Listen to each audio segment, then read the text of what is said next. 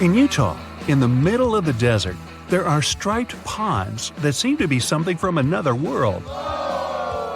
The color gets even more dramatic, contrasting with the red Moab desert. The ponds have those stripes because of the evaporation. The more water there is, the more vibrant the blue shades appear. The electric blue color is artificial, though. People add cobalt blue dye, so the water absorbs more sunlight and evaporates faster. As the water disappears, the crystals of salt and potassium are left behind, which are gathered later for chemical production. You don't want to swim in there. Another unusual lake that has its looks thanks to evaporation is Spotted Lake in Canada. In winter and spring, it looks just like a regular lake. But in summer, when the sun gets scorching hot, some water evaporates, but small pools of minerals are left behind. The polka dot spots are usually green, yellow, and bluish. There are no two similar pools. They all have different colors and sizes. Don't get too close here, this place is quite sensitive. Now, if perfection is something you're after, head to Northern Ireland. The place, called the Giant's Causeway, has no extraordinary waters, but the surrounding stones and columns look so smooth and impeccable that it's kind of hard to believe they were created by nature. All those cracks were formed thanks to a volcanic eruption, but the legend has it the site was made by a mythical giant named Fin McCool. He must have been really cool. In Turkey, there's a spectacular site called Pamukkale, which means cotton castle in English. Again, legend has it that giants had something to do with it. This time, they left some cotton there to dry, and it later turned into those stunning formations. Scientists kind of disagree with it and claim that it's all about minerals left by the thermal waters. It's up to you who to believe, but there's one undoubtable thing. This place with turquoise thermal water has no look-alike in the world. If you ever pop in this place, don't miss a chance to take a look at ancient Roman ruins left there. Back in 1802, humanity spotted something they never saw before – the pink water. Nope, it wasn't some fancy strawberry lemonade or something. It was an actual source of flamingo pink water. Meet Lake Hillier, located in Western Australia.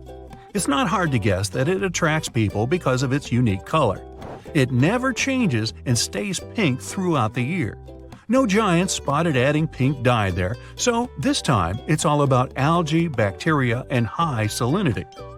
It's totally safe to swim there, but nobody can do that. Regular tourists just can't visit it. Turns out Lake Hillier isn't the only pink water source out there. In Senegal, there's Lake Retva, which looks almost exactly the same. It looks like an extra-large milkshake for the same reasons – high salinity and algae that loves salt. These algae produce red pigments to help absorb sunlight, so the lake color gets even more intense in the dry season. The notorious Thor's Well isn't as dangerous as they say, but it looks a bit scary at high tide. The water fills it from underneath, bubbling and bursting up. Then this vigorous spray of water goes back into that hole, so it seems endless. One more place that depends on tides is Mont Saint-Michel in Normandy, France. The magnificent castle is surrounded by water, but not permanently. Choose the time wisely, it all depends on the moon. The highest tide can be seen 36 to 48 hours after a full moon. Chances are, if you come there at the wrong time, you'll see nothing but a couple of puddles. The Budagayka crater in Siberia looks like a doorway to the neither. It's about a half-mile long and nearly 300 feet deep, and it never stops growing. The deeper it gets, the more layers it has. They show what our planet looked like thousands of years ago, as the slumps reveal the used-to-be climates. The crater appeared back in the 60s, and it all started because of rapid deforestation. Trees no longer cast shades on the ground, and it got hotter. The permafrost melted, the soil cracked, and the crater appeared. In the middle of the Atacama Desert, Chile, you can spot a super weird thing. The rocks rise out of the sand right in the shape of a hand. No giant here again, just a sculptor-artist who made it. Some desert rocks can even walk. Walking rocks, also known as sailing rocks, can move on their own and leave long tracks across one of the valleys in California. Scientists even installed GPS navigators on some of them, and they showed those rocks can move pretty fast. Many researchers believe it's all about temperatures. At night, the desert almost freezes over, and the sheets of ice formed underneath melt during the day, so the rocks literally slide. Gippsland Lakes, Australia, can glow at night. Bacteria get agitated in the water when the algae bloom, and their movements give that bioluminescent effect. Still, the beauty of red algae bloom is extremely misleading. Red algae contain high levels of ammonia, so think twice before diving in. It's safer to enjoy the scenery on the shore. Just a tip, you should probably do that with your nose closed. The decaying algae doesn't smell like roses. Phew. Water often glows because of bioluminescent jellyfish, and so do caves. In New Zealand, there are glowing worms that emit greenish-blue luminescent light. You can see these guys only in total darkness. These worms are carnivores, and the main reason why they glow is to attract prey, so beware. They also make webs, just like spiders. To see them, head to the Waitomo glowworm caves. There are even guided tours. Chocolate hills? Yummy! The name is explained by colors. Those hills in the Philippines have a range of brown and green colors. Have you seen a green chocolate though? This spot has such a sweet nickname because the foliage gets brownish in the dry season. The hill shape is so regular that it's often mistaken for being artificial. Still, these are just some uplifted coral deposits, appeared because of rainwater. Just imagine a beach of ketchup spilled for miles and miles and a never-ending portion of French fries. Okay, it's just a dream, but a ketchup-red beach exists in real life in China. It's called Punjin, and it's at least 18 miles long. Usually, either giants or algae are responsible for such phenomena. This time, these are algae. They turn red in fall and make this beach one of the most colorful in the world. Good news, it's open to the public, but only a small section.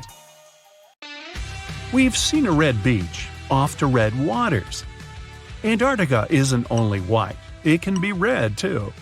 In the Taylor Glacier, there's a crimson waterfall coming from a super salty lake.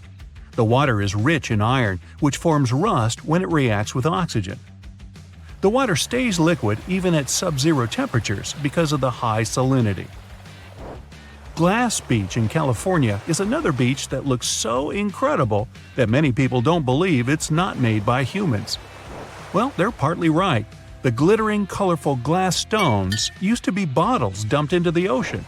The waves took these bottles, broke them down, polished them to perfection, and voila! The beach is ready. Another thing created by accident is Fly Geyser in Black Rock Desert, Nevada. An energy company was drilling the soil in search of geothermal water, and boom! Today it's a scalding fountain of green and red water rising up to 5 feet high. Well, let's play a guessing game. Why is the water colored? It was a random giant walking around who added some dye in there. Or it's the thermophilic algae. Right, it's all about the algae again. In western Venezuela, locals living close to the Catatumbo River aren't afraid of lightning because they see it almost every single night within the clouds. It starts at around 7 p.m. and doesn't stop until dawn. The everlasting Catatumbo lightning once stopped for a few months, from January to March 2010. It was probably due to drought. No magic algae in this river, guys. Many believe it's just because of cold and warm air currents meeting around the area. Now, this island may not have incredible natural phenomenon, colorful algae, or even giants, but it has an enormous population of cats, which makes it literally the best place in the world, if you like cats. Cat Island in Japan has quite a plain story. Back in time, people would go there in search of silkworms. Mice feed on those worms, so cats were a must there. If tourists come there, they can stay in cat-shaped cabins. Clever. Naturally, no dogs are allowed there. Oh, and if you want to make a donation, you can always feed the kitty. There's a lake in the heart of Asia that holds 1/5 of all the world's liquid freshwater. It's more than all the 5 Great Lakes have together. Even if all the rivers on our planet suddenly changed their direction and set on a mission to drain this lake, it would take them a whole year to finish the job. I'm talking about the deepest lake in the world, Lake Baikal. If you decide to go all the way down to its deepest point, prepare for a journey of almost 5,400 feet. The descent takes several hours, but the rift floor of the lake is way deeper, between 5 to 7 miles beneath the surface. It means it could be even further down than the Challenger Deep, which is the deepest known place on Earth. The amount of water it has would be enough for everyone on Earth to have something to drink for up to 50 years. This mighty giant of a lake replenishes its water completely every 383 years. Baikal has a great delivery crew of over 300 rivers and streams, bringing their waters right in. And only one river flows out of Baikal, the Angara, which is headed straight for the Arctic Ocean. Baikal isn't only the deepest, but also the oldest existing freshwater lake in the world. It formed at least 25 million years ago. It all began when the Earth's crust decided to play Tetris and created the lake and the surrounding mountains. At some point, Baikal must have been just a humble riverbed, but then tremors and fractures shook the Earth, and the distance between the shores got bigger. Water levels rose thanks to the melting glaciers. Then, several lakes formed and later merged into one. Baikal is one of around 20 lakes in the world that are older than 1 million years. And since it wasn't disturbed by glacial periods, it's a perfect research ground for scientists. Its deep-drilled core sediments can tell a lot about the climate of our planet in different periods. Since Baikal is in a rift basin with 2,000 seismic tremors per year, the lake is deepening and still growing in size. Its shores drift apart at around the same rate as South America and Africa are moving away from each other, so it has all the potential to become an ocean. Another thing Baikal has in common with the oceans is that it has water rich in oxygen, even at its lowest depths. This is one of the reasons why the fauna of the lake is so incredibly rich. It's home to over 2,500 various animals and 1,000 plant varieties. Around half of them are unique and only exist in this area, like the endemic algae, the Baikal omul fish, and the Baikal oilfish. There are also some bears, elk, and lynx living on its shores. They must appreciate the fact that the temperatures around the lake are always higher than the rest of Siberia, thanks to its huge water mass. Most Baikal dwellers prefer to stick to the bottom of the lake, but there's one brave guy you'll meet if you decide to visit. Meet the Baikal seal, also known as Nerpa.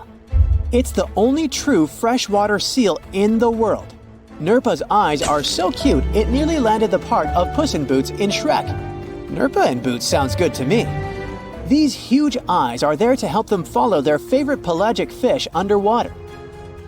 There are other seal kinds that can handle freshwater or use it to breathe, but these cuties spend their entire lives in it. But wait, how did seals, which are supposed to be oceanic creatures, end up in a lake miles and miles away from the sea? About 400,000 years ago, during the Pleistocene era, these adventurous creatures traveled up the river and drainage systems that connected Lake Baikal to the Arctic Ocean.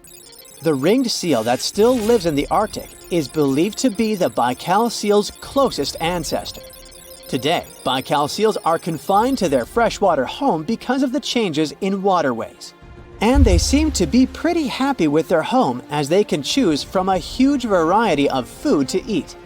The seals mostly hang out in the north and central areas of the lake, but move south in the winter. The lake gets covered with ice, which they use as a chill-out zone, just like their oceanic cousins use rocks or the beach. Since at least 1969, Lake Baikal has had some mysterious ice rings pop up randomly here and there. At some point, they got so big that the astronauts even spotted them from space. The rings usually appear in late April, but can be there in January or May. Scientists couldn't crack the code on how these rings form for a while. They had all sorts of theories, and the most popular involved methane gas bubbles from the lake's depths. But then, scientists noticed that some of the rings were in shallower waters, where gas emissions don't happen. So, an international team of scientists decided to solve the mystery. They traveled to Lake Baikal, drilled holes in the ice, and dropped sensors into the water. In 2016, when they started the research, they heard that 2 vans had gotten stuck in the mysterious ice rings. Once they had analyzed the data from the sensors, it turned out that the secret behind the rings was warm eddies flowing clockwise under its ice cover. The currents were less intense in the center of the eddies, so the ice above them was thicker at the edges. The waters of the lake are so clear that you can see some extremely deep parts up to over 130 feet down. This is thanks to the surrounding mountains that send off melting ice right in. Plankton that live in the lake also helps clean the floating debris. When this crystal clear water freezes, it forms an unusually thick and see-through layer of ice. The wind likes to play sculptor on Baikal and creates one-of-a-kind pieces of art here. It picks up water, which, of course, freezes into the most unusual designs. Frozen bubbles and icicles you've never seen before. The location and geography of the lakes and the cycles of melting and refreezing create the perfect conditions for this ice workshop. And you can even see rocks that seem to be floating.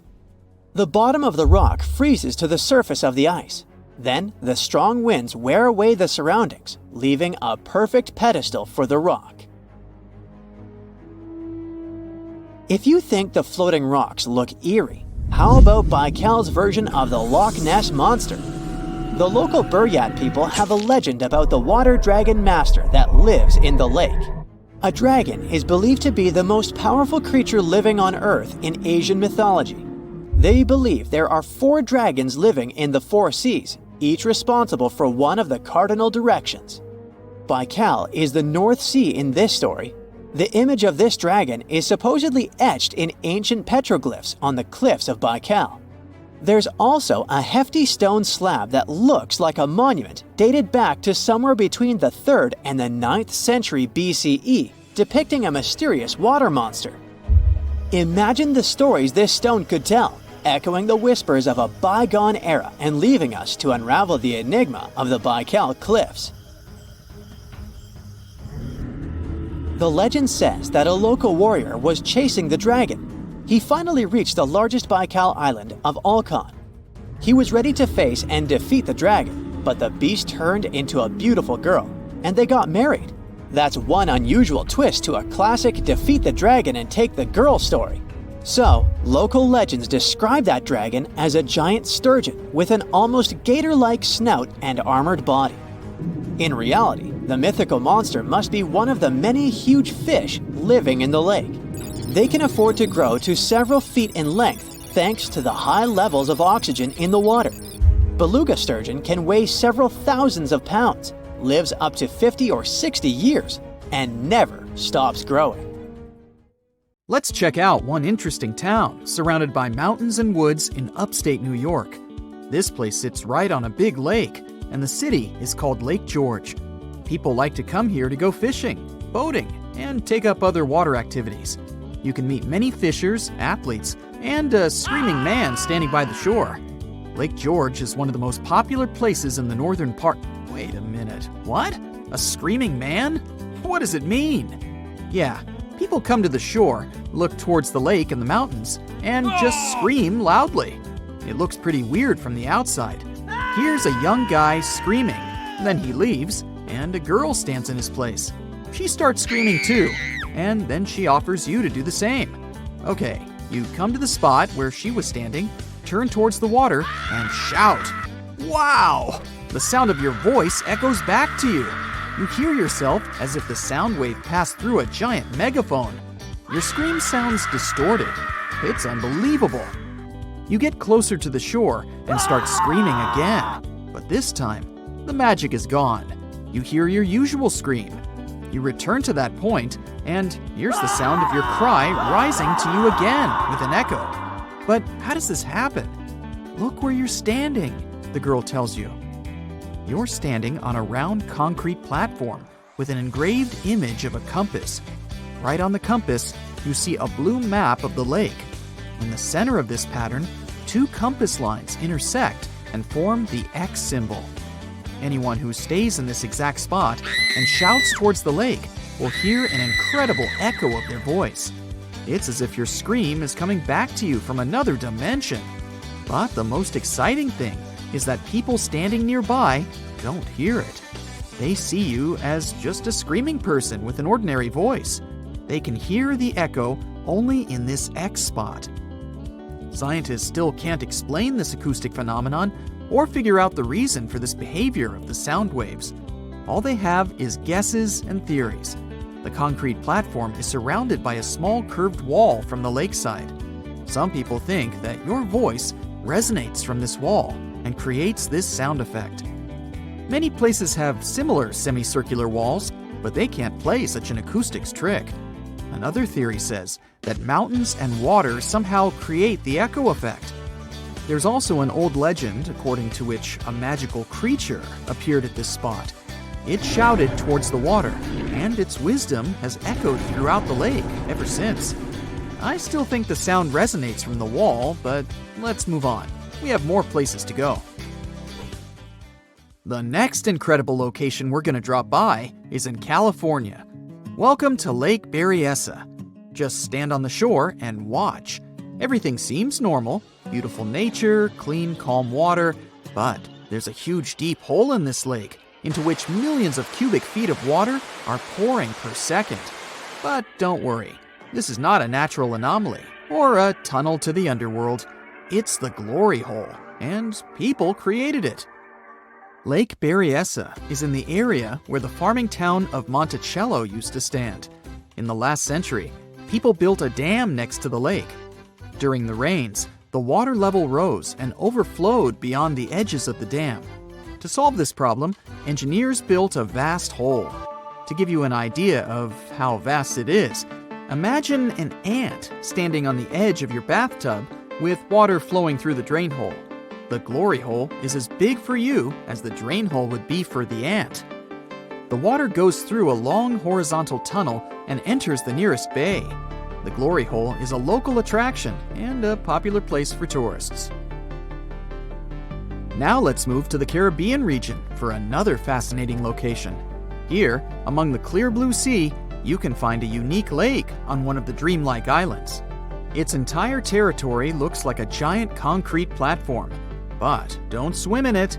Steam emanates from the lake's surface because of high temperatures. Almost all the water here is liquid asphalt. Pitch Lake is the largest asphalt deposit in the world. Its depth is 250 feet, which means that a passenger Boeing can fit there in an upright position. Scientists haven't yet studied the lake thoroughly. They think there's a fault in the Earth's crust underneath it. Natural gases and oil pass through this crack and mix with water. Then, all this liquid goes through many chemical reactions and turns into asphalt. The lake contains about 10 million tons of hot material, according to rough estimates. Theoretically, no life can exist in such conditions, but scientists discovered a colony of microbes there. This means that life outside of our planet can exist. Saturn's largest moon, Titan, has many hydrocarbon lakes on its surface, similar to Pitch Lake. And if the simplest forms of life can exist here, in the asphalt lake, they may also survive on Titan. Our next unusual lake is in a pretty unexpected place, in the driest region on Earth. And these are not hot dunes and lifeless plains. This region is in Antarctica. A dry area is not where it's hot, but where there's almost no precipitation. The desert is not heat and sand, but the absence of life. Some areas of Antarctica meet these two criteria. It's so cold here that a mug of tea can freeze in a minute, but the lake we want to see doesn't freeze. although it's not even a lake, but a pond because of its tiny size and depth of several inches. It resembles a large puddle of icy water. It doesn't freeze because Don Juan Pond is one of the saltiest reservoirs on the planet. Salt prevents water from turning into ice. But the most interesting thing is the lake's origin. Scientists still don't know how it appeared here. Our next stop is in the southern part of Tunisia. In 2014, a strange lake appeared out of nowhere, right in the middle of the desert. No one knows when the lake was born, since this part of the region is sparsely populated, and people don't live in the area around the lake. Shepherds passing by were the first to have noticed the lake. They told the locals about it. A few hours later, hundreds of people came to the place to swim in the clear, cool water. The lake became a popular place, but after a few days, something strange happened. The water turned dark green. The locals didn't care about this and continued to bathe in the lake. But when scientists and geologists arrived at the place, they immediately declared that the water was dangerous. They said the lake was stagnating. It didn't refresh itself from underground streams, and the rains didn't feed it either. The water became moldy and dirty, and then turned green. The lake contained algae and a lot of harmful bacteria dangerous to the human body. Scientists also found out that the land in this region had phosphate deposits. This substance can decay and become radioactive. But the locals didn't take the scientists' words seriously. Just imagine that you're wandering in the desert under the scorching sun and notice a cool green lake. Few people will refuse to jump in there. The origin of this lake remains a mystery. Some experts think that heavy rains have filled a hole in the ground with water. Water has probably accumulated in the shadow of rocks surrounding the canyon. But another, more frightening theory says that an earthquake formed the lake. The seismic activity must have torn the Earth's crust above the water table. Then, underground springs spilled out of the depths and filled this crevice. This means that all the water that came here can pour back out. Imagine pulling the plug out of the drain hole in a bathtub. Any small earthquake can make the lake's plug fly out. In this case, the gap can take all the water back underground. So let's hope there won't be any swimmers in the lake at that moment. A strange lake appeared in India 52,000 years ago. It was formed here literally out of nowhere. I recall it was a Wednesday. Anyway, for tens of thousands of years, people came up with various scary stories about the lake. Some locals believe this place was cursed. Others think that the lake's bottom hides the gateway to the underworld. But those are all legends. The real reason for the appearance of this Lonar Lake is even more surprising. At first, scientists were sure that the lake was an ancient crater of a long-extinct volcano. It's in a balsam field made of 65-million-year-old volcanic rock. But then, geologists conducted a detailed analysis of the soil and water and found that Lonar Lake had a space origin. Geologists found a unique glass inside the lake that forms only with a strong impact and energy release. 52,000 years ago, a huge meteorite weighing 2 million tons fell into this place. It was almost 6 times heavier than the Empire State Building. The striking power was so high that the volcanic rock melted and turned into glass. Perhaps the bottom of this lake still contains particles of this giant meteorite that flew to us from the distant space depths. Okay, we have a lake created by a space object more than 50,000 years ago. But even this is not the strangest thing about it. In 2020, the locals noticed that Lonar Lake had turned pink. In just a few days, the salt water mysteriously changed its color.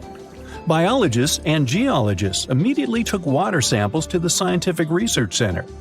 The detailed analysis showed that the water contained an increased level of unique microbes. They accumulate on the surface and emit some pink pigment. Soon these microbes settled to the bottom, and the lake became transparent again. Also, rains help the water go back to its usual appearance. These microbes color the lake and make the pink plumage of flamingos even brighter. The birds get food from the Lonar Lake and absorb these pink bacteria. Now, Lonar Lake is a popular place among tourists. But this is not the only thing that may surprise you in India. Our next stop is a small village with about 2,600 people located in a hot rainforest. The locals are very hospitable. They welcome not only tourists, but also one of the most venomous reptiles on the planet. King cobras are crawling in almost every house in this village. Locals are happy to see them as if they were their pets. People share water and food with these animals. They even give the reptiles a special corner where they can relax from the scorching sun. Ah, cobras crawl in houses, schools, and even on the streets. Humans and reptiles are used to each other and feel safe. There has never been a case of a cobra attack in the village.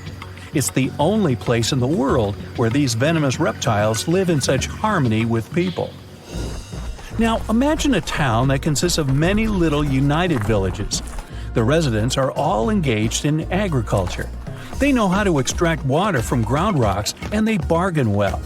The town has been thriving for several centuries, and people live happily in it. Then, one day, everything changes. All the residents quickly pack up their stuff and run away from their homes.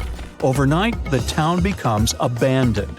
It is a real story that happened in the state of Rajasthan in 1825. And still, no one knows why the people disappeared from there. The most popular version says that the cruel local ruler collected large taxes from the locals. Then he fell in love with the daughter of the chief of this town and threatened that he would collect extra taxes if the girl refused to be his wife. Citizens decided to support the woman and her father and left their homes in one day. This town is still empty, but the locals from the nearest cities are afraid to approach. Our next stop is the state of Maharashtra. There's a small village there with very positive people. They go to stores, cafes, schools, and banks. Everything here seems quite ordinary, and you wouldn't notice what's so special about this place. But just wait for the night to come. People go to sleep and no one locks their houses. There are no locks at all in this village. The door of any building is always open here. The owners leave the shops, cafes, and libraries open. When locals go to work, they don't lock up their homes either. They don't hide money and jewelry. The reason for this is the complete absence of thefts. The villagers are sure that anyone can get into serious trouble for stealing. According to a legend, about 300 years ago, after prolonged rains and floods, a large black stone slab appeared in the center of the village. This slab symbolized an Indian mythical creature that watched over the locals. At some point, people stopped locking their houses because they knew that no one would dare to commit theft in that creature's face. In 2015, a police station was opened here, but almost no one has reported an incident since then. The building doesn't even have doors because the police don't keep anyone there. Another fantastic place in India is a village in the state of Assam. Hundreds of locals prepare here for an unusual celebration every now and then. They arrange a magnificent wedding ceremony. They set the table, dress up in beautiful costumes, and bring gifts. And all this for the newlyweds. But instead of people, frogs get married here. Locals hold weddings for wild frogs to summon rain. The incredible thing is that the ceremony looks just like a real wedding. The fun can last all day until late at night. Now, there's one dangerous and inaccessible island in India. You can find it in the Bay of Bengal. It's called the North Sentinel. It's a small piece of land that looks like a tropical paradise. But you won't be able to get there. Since 1956, nobody can travel to this place. The Coast Guard is always sailing around and patrolling the area. The reason for this is the local Sentinelese tribe. This tribe lives isolated from the whole world. They don't know about modern technologies, the internet, or television. For centuries, the Sentinelese have lived on their own, away from civilization. And the people from India want to keep it that way. Anyone who approaches their island is welcomed by the tribe with a flurry of spears and arrows. And it doesn't matter if you're coming by boat or helicopter. Another reason why you can't get on the island is the Sentinelese immune system. The Coast Guard is trying to protect the local tribe from possible diseases and infections that outsiders can bring with them. The locals have no immunity from the flu or even a simple cold. They don't know what that is. Also, there are coral reefs and limestone around the island, which significantly complicates the passage of large ships. Despite all the prohibitions, many people tried to get to the island. In 1880, one officer accidentally discovered this island. He went ashore and found a noble soil ideal for growing coconut palms. The officer also noticed several huts on the island, but didn't dare meet the locals. Explorers and travelers presented the islanders with fish as a gift many times. The locals accepted it, asked for more, but still didn't let them approach their houses. It was also challenging to make friends with the tribe because they communicate in one of the most difficult languages to learn in the world. Scientists and linguists have been studying this language for decades. At the end of the 20th century, outsiders made some progress in building a connection with the tribe. In 1991, a team of anthropologists invited the islanders aboard a large ship. They gave bags of coconuts to tribe members. This may be where the phrase "left holding the bag" came from. Or not. Otherwise, let's just leave these folks alone, shall we? In 1991, somewhere in the lush jungles of central Vietnam, a local logger found a mysterious hole among the foliage and bushes. He looked in there and felt a strong wind blowing into his face. Then he heard a strange sound from the cave depths and realized that it was the sound of a river. The logger didn't check the cave, but decided to go back there with a flashlight and a rope. When he returned, he couldn't find the cave anywhere. He spent a few years searching for it. Finally, in the 2000s, the logger managed to locate it again. In 2009, he brought scientists to this place. They found out the cave, called Sundong, is the largest in the world. There's so much space here that you'll hear a long echo if you shout. Sundong's main passage reaches 660 feet in height in some places, which is more than half as tall as the Empire State Building. The area of the cave is so huge that an entire New York City block with 40-story skyscrapers would fit in there. There's a deep underground labyrinth under the jungles of Vietnam, hiding 3 of the largest caves in the world, and Sundong is number 1 on this list.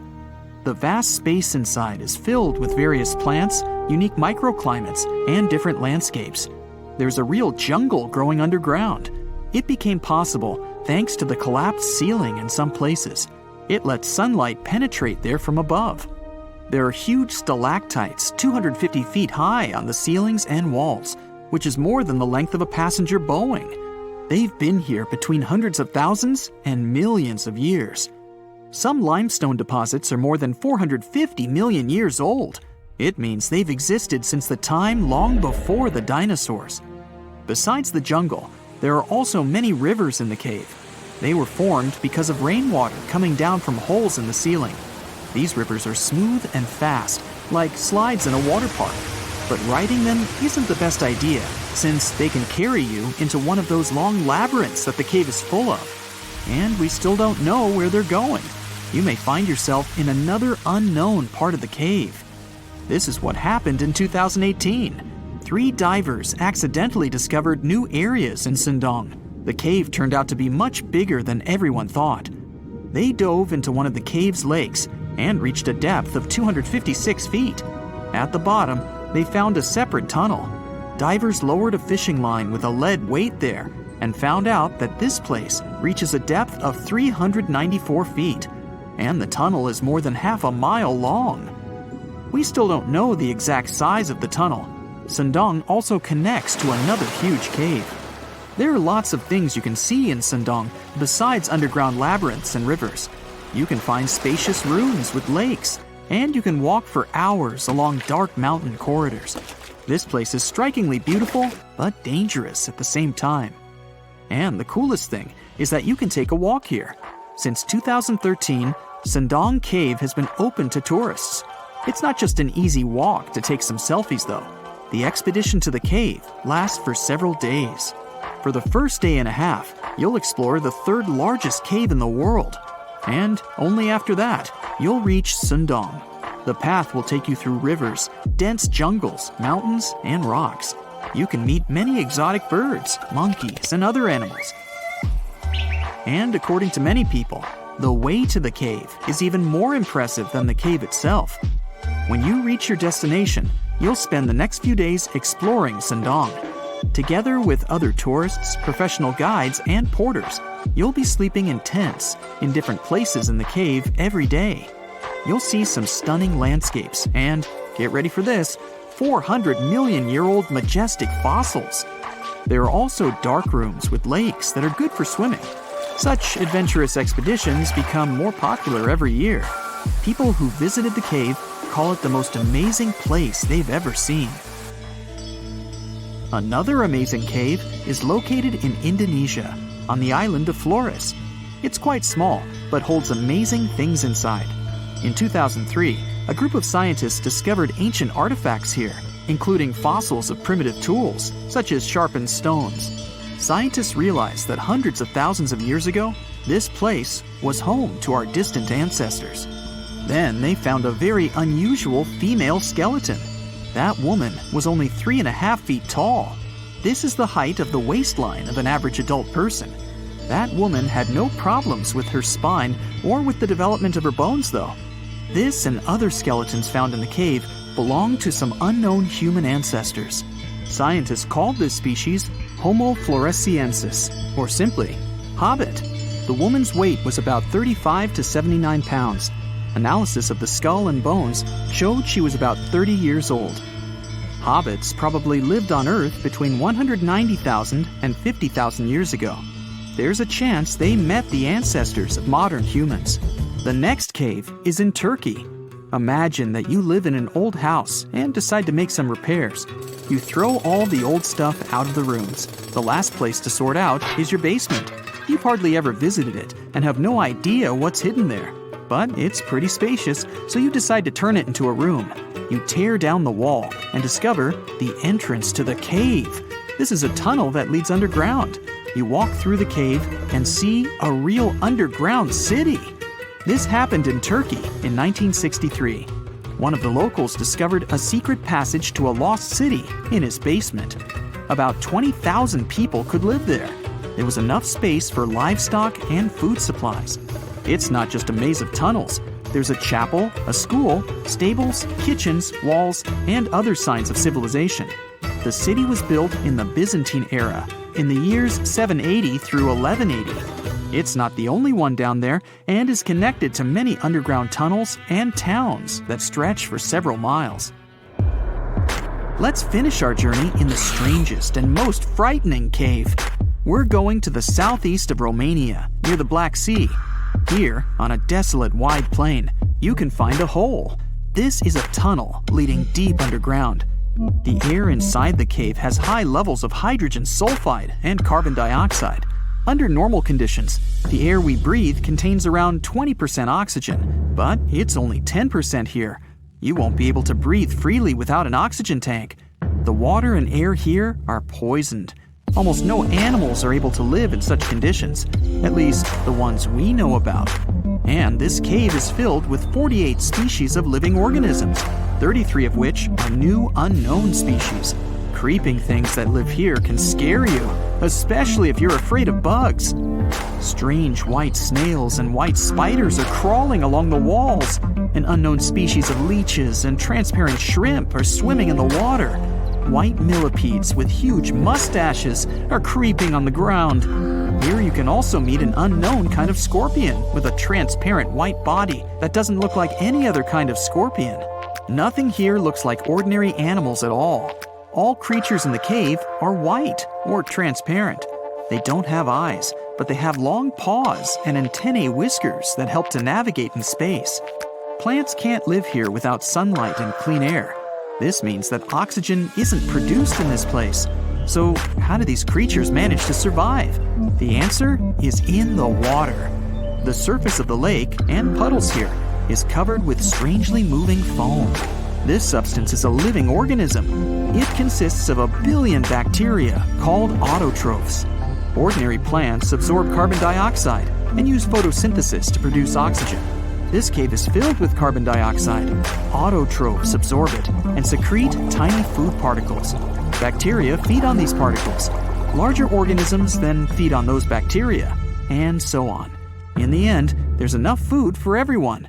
This process is called chemosynthesis.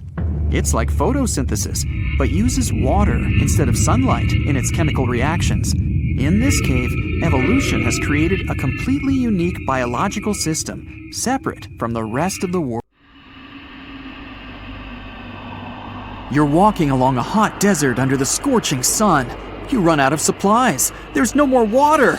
You dream about rain, but there are no clouds in the sky. With each step, you lose more and more strength and fall.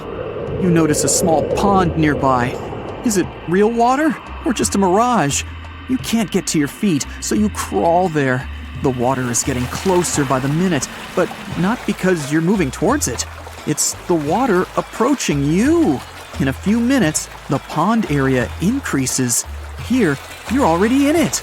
A small lake is formed, 60 feet deep, at the place where the piece of desert was. This real event happened in 2014 in the Tunisian desert. No one knows exactly on what day the lake appeared, since this part of the south of Tunisia is sparsely populated.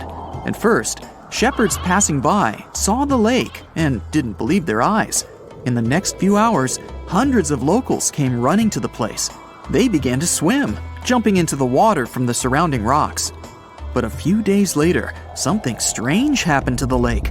In the beginning, it was a crystal clear turquoise blue color, but then it turned dark green. People didn't attach any importance to this and continued to swim. They shouldn't have done that. The scientists and geologists arrived and immediately announced that it wasn't safe to swim in the lake. Muddy green water means the lake is stagnating. It's not refreshed, it's not fed by underground springs. Now the lake is filled with algae and a lot of harmful bacteria that can cause serious diseases. They also found out that this region of Tunisia is filled with huge deposits of phosphate. This substance can disintegrate and leave radioactive traces. The lake can be carcinogenic, toxic, and hazardous for any living organism. But people didn't worry about this too much. They walk in the middle of the desert, while the sun heats the air to 104 degrees Fahrenheit. Most of them are unlikely to refuse to jump into cool water, despite the warnings of scientists. Until now, no one knows exactly the reason for the appearance of the lake. Some scientists believe the lake was formed because of heavy rains. The lake is surrounded by rocks and is located inside a canyon. The water could just accumulate after each storm. Some geologists think an earthquake was the cause of the lake. A small seismic activity provoked the rupture of the Earth's rock above the water table, and through this hole, all the water splashed out. And if this theory is correct, then the lake can be pulled back underground through cracks. This is the same as when you pull the plug out of a drain hole in a filled bathtub. Any small earthquake is like pulling the plug out. Therefore, if you find yourself in these places, don't swim in this radioactive lake. We're going to the Caribbean Islands region. Among the clear blue sea, you can find a unique lake. It's located on one of the paradisiacal islands. You may not even notice the lake right away. The entire territory may seem like a huge concrete platform, but the main thing is not to step on its surface. Pitch Lake is a lake filled not with water, but with liquid asphalt. This is the largest asphalt deposit in the world. Steam is coming from all over the lake as it's hot. The depth of this lake is 250 feet. An entire passenger Boeing could fit there in an upright position. The lake is not fully studied, but scientists believe there's a deep fault in the Earth's crust under it. A huge amount of oil seeps through it. It passes through various chemical compounds and turns it into the asphalt. According to rough estimates, there are about 10 million tons of hot material inside this place. Theoretically, no life can exist in such conditions, but scientists have discovered a colony of microbes. Somehow, these creatures have learned to survive here. This also suggests that life outside of our planet may exist. The largest moon of Saturn, Titan, has many hydrocarbon lakes on the surface. And if the simplest forms of life appeared among 1 million tons of molten asphalt here on Earth, then nothing prevents them from appearing on Titan. We're going to Indonesia, to the island of Java. You need to climb a large volcano to see the next phenomenon. The volcano is overgrown with grass and trees, but it doesn't seem to be sleeping. Smoke is pouring out of its mouth. You climb to the top and see a clear lake instead of boiling magma. The blue sky is reflected in its bright turquoise surface. But don't try to jump there. This lake is filled with acid. The magma inside volcanoes comes from the deep bowels of the Earth's crust. The incandescent liquid consists of many molten metals and chemical compounds, and the lake is filled with particles of these metals. In addition, the volcano emits sulfur dioxide gases. When they combine with metals, they form a beautiful turquoise color. You'd better come back here at night. In some places, a lot of sulfur is concentrated. These accumulations come out of the lake and come into contact with the air. When this happens, everything around bursts into bright blue flame. It's safe to observe this from the side, but don't get too close. Nearby, on this island, there's another acid lake. It also releases sulfurous gases into the air, which are easily ignited when in contact with oxygen. And when this happens, the gases burst into a bright blue electric flame. It's difficult to see the flames during the day. At night, you can see these flashes from afar. Our next location is Australia. You start the drone high above the forest area. Among the green, dense forests, you can see a bright pink spot. It's our lake. This time, the beautiful pink color may not stop you from swimming. You can relax here and take beautiful photos. The lake attracts thousands of tourists, but scientists have only recently been able to find out the reason for the unusual color. At the bottom of this salty lake in Melbourne, special algae grow and secrete a red pigment. In combination with sunlight, high temperatures, and a small amount of precipitation, it turns the lake pink. By the way, Australia is not the only place with such a phenomenon. There are lakes with a pink tinge of water all over the world. You can find them in Senegal, Bolivia, Kenya, and many other countries. The water of these places is also salty and contains the red pigment of unusual algae. We leave the hot beaches and fly to cold Canada. Here, we see a frozen Lake Abraham. We step on the ice and notice huge frozen bubbles inside. They resemble jellyfish, and there are thousands of them there. This is methane. It's a highly flammable substance. The grass, leaves, pieces of trees, and any organic substances that fall into the lake become food for a lot of bacteria that emit methane. Upon contact with frozen water, methane turns into tens of thousands of frozen balls. When the ice melts, the bubbles burst and sizzle.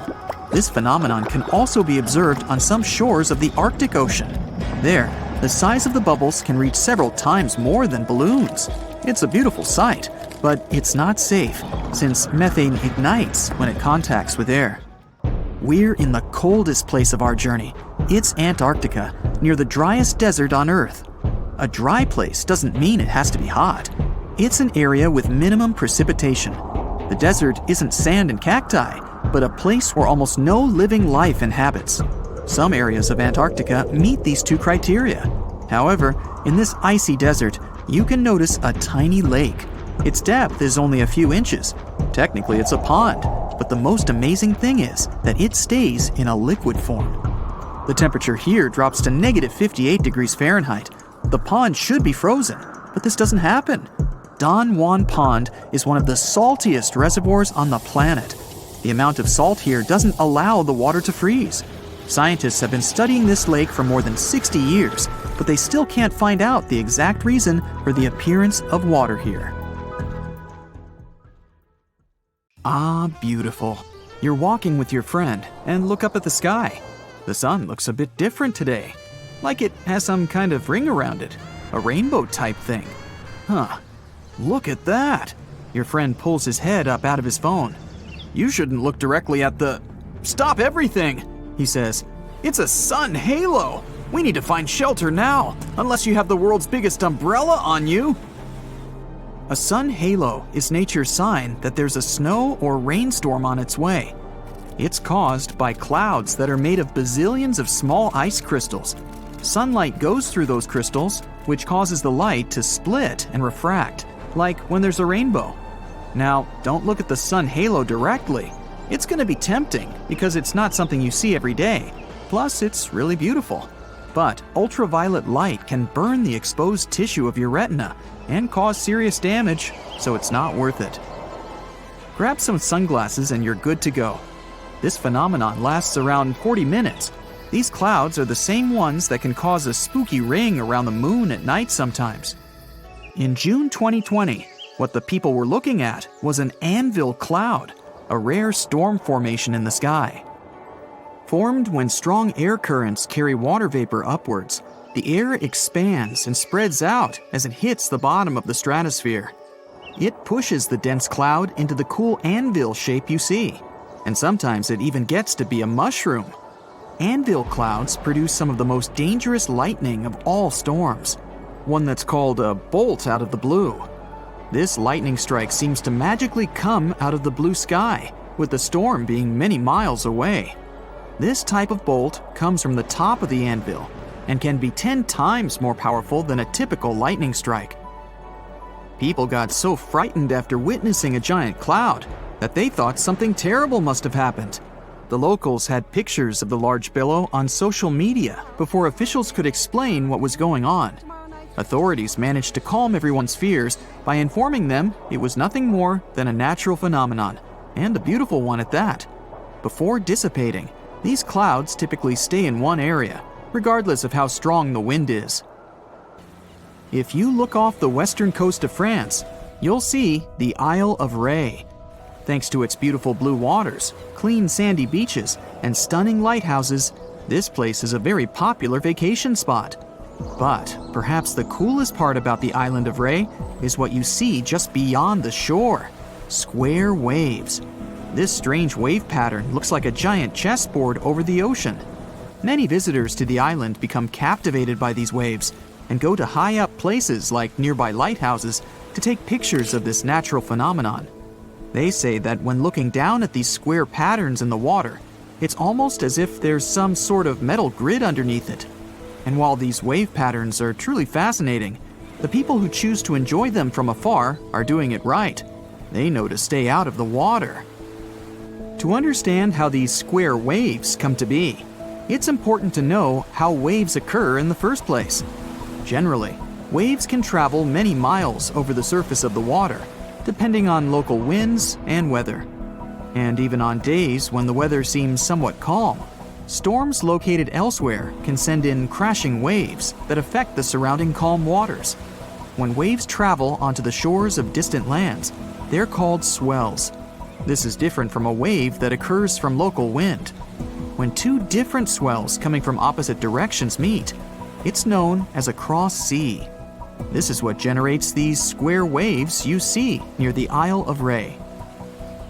While these waves are one of the reasons why people flock to this island, they can still expect to enjoy calm, relaxing waters most of the time.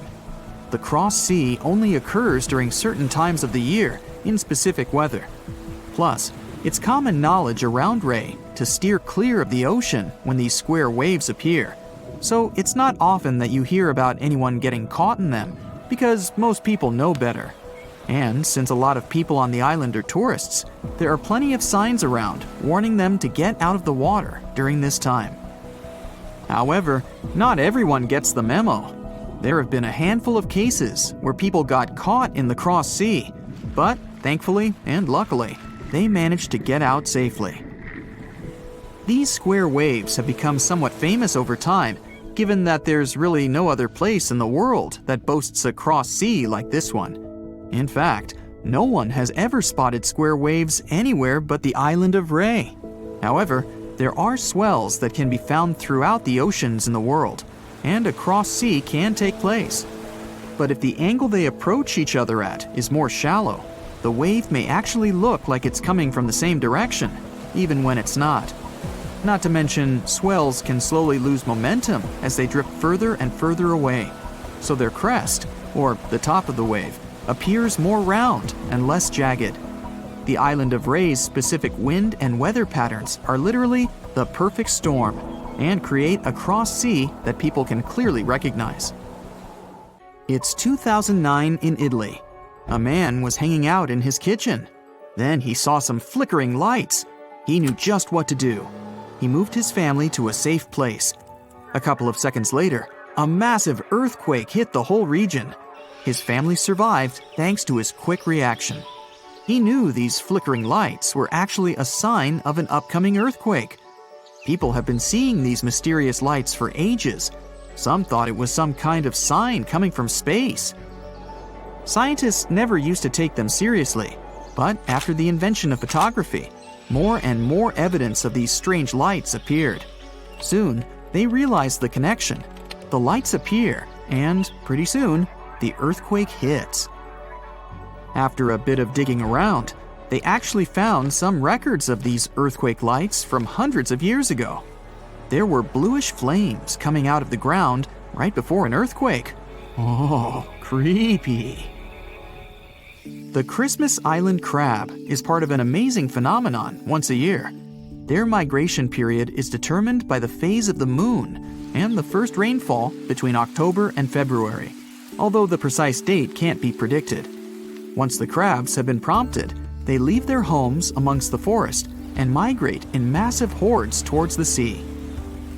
Numbering in millions, a sea of red crabs is observed as they make their journey across the island, creating roadblocks and making their way to the ocean. There, they lay their eggs and then make their trek back, returning to the forest until the next year. There are bridges in the Indian state of Meghalaya that are created entirely of living tree roots. The bridges are made up of tangled, thick roots that are strong enough to hold over 50 people at a time. The Khasi and Jaintia tribes became masters in the art of growing these insane bridges. They need them to cross the streams below with ease. Some of these root bridges are over 180 years old. To make them, the members of the tribes care for the roots until they grow long enough to reach the opposite bank. It can take as long as 10 to 15 years to grow a bridge. In the process, the roots become tightly entwined with one another. This is how the bridges get so strong. And once a bridge is fully grown, it can last for over 500 years. While some roots decay, new ones are continually growing. That's why the unusual natural constructions last so long. Light pillars are colorful beams of light that either jet up from Earth towards the sky or shine down from the clouds. Usually, they only occur in cold temperatures, as they form when the sunlight gets reflected off ice crystals floating in the air.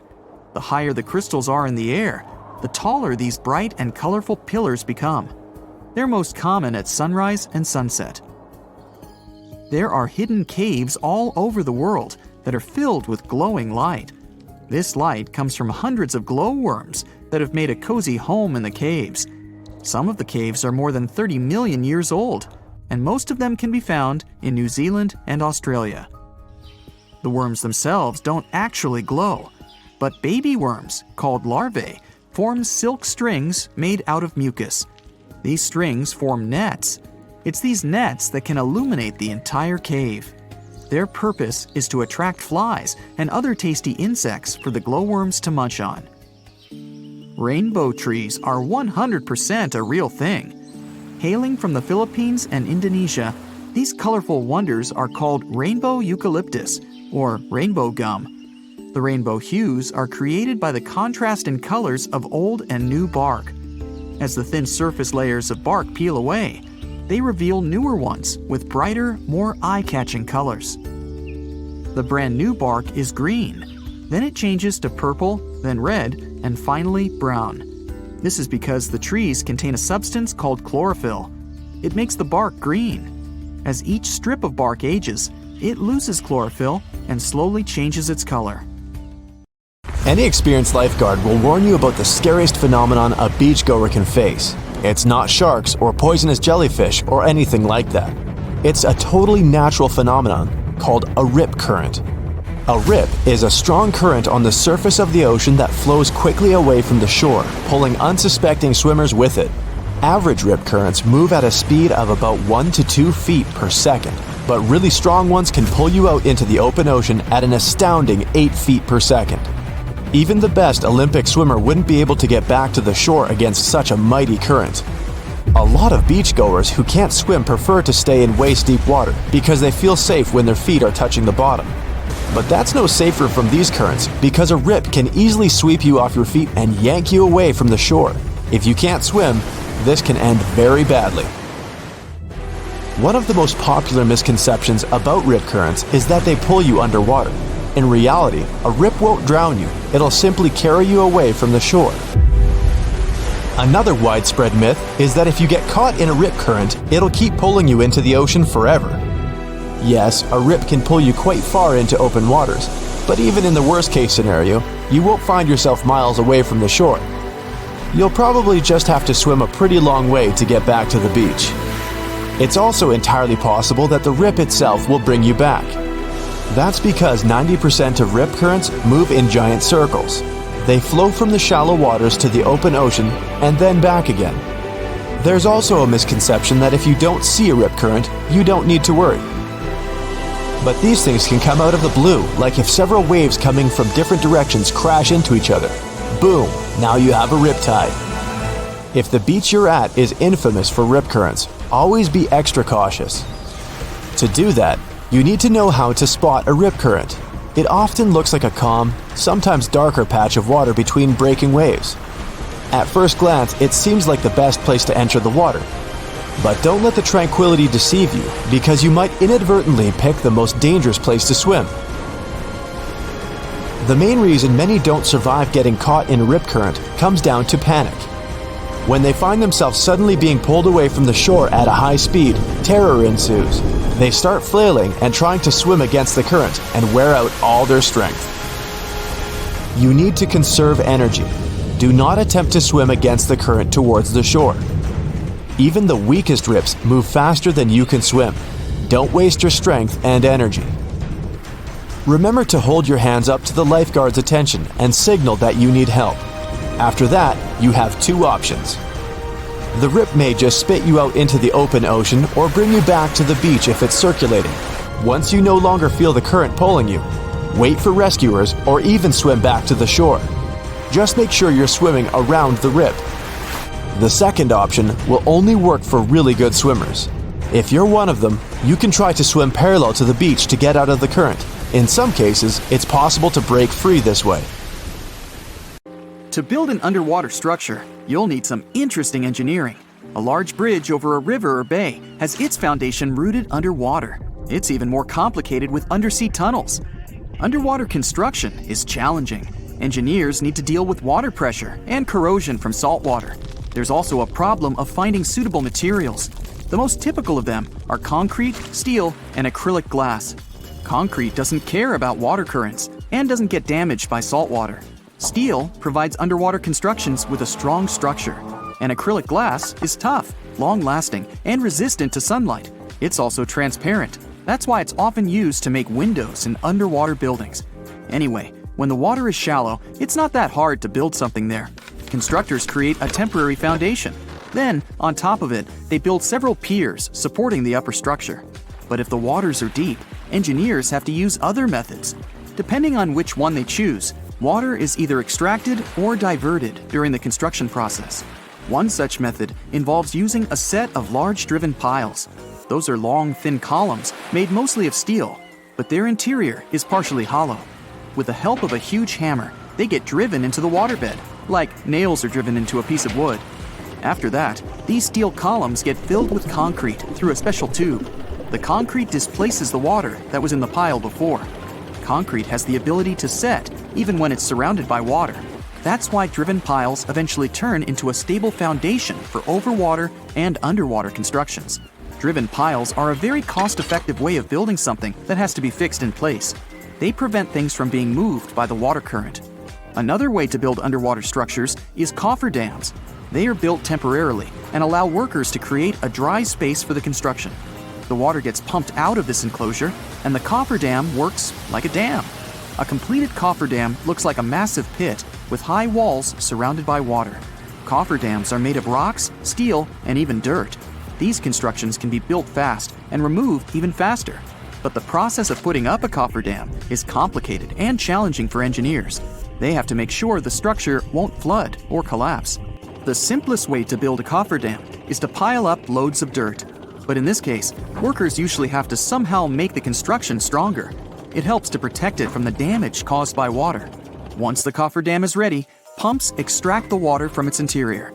Sometimes it's too expensive to build a very deep and strong cofferdam. In this case, constructors use several powerful pumps that get rid of excess water when it seeps through the cofferdam walls. If a cofferdam starts to fail, this process is slow and, luckily, predictable. On the construction site, there are not only main but also backup pumps. In case of emergency, they can kick into overdrive. Then, the water is kept out for the time the personnel needs to evacuate. Cofferdams are most often used during the construction of dams and bridges. But when a large ship, like a modern cruise liner, needs to be repaired, engineers use cofferdams too.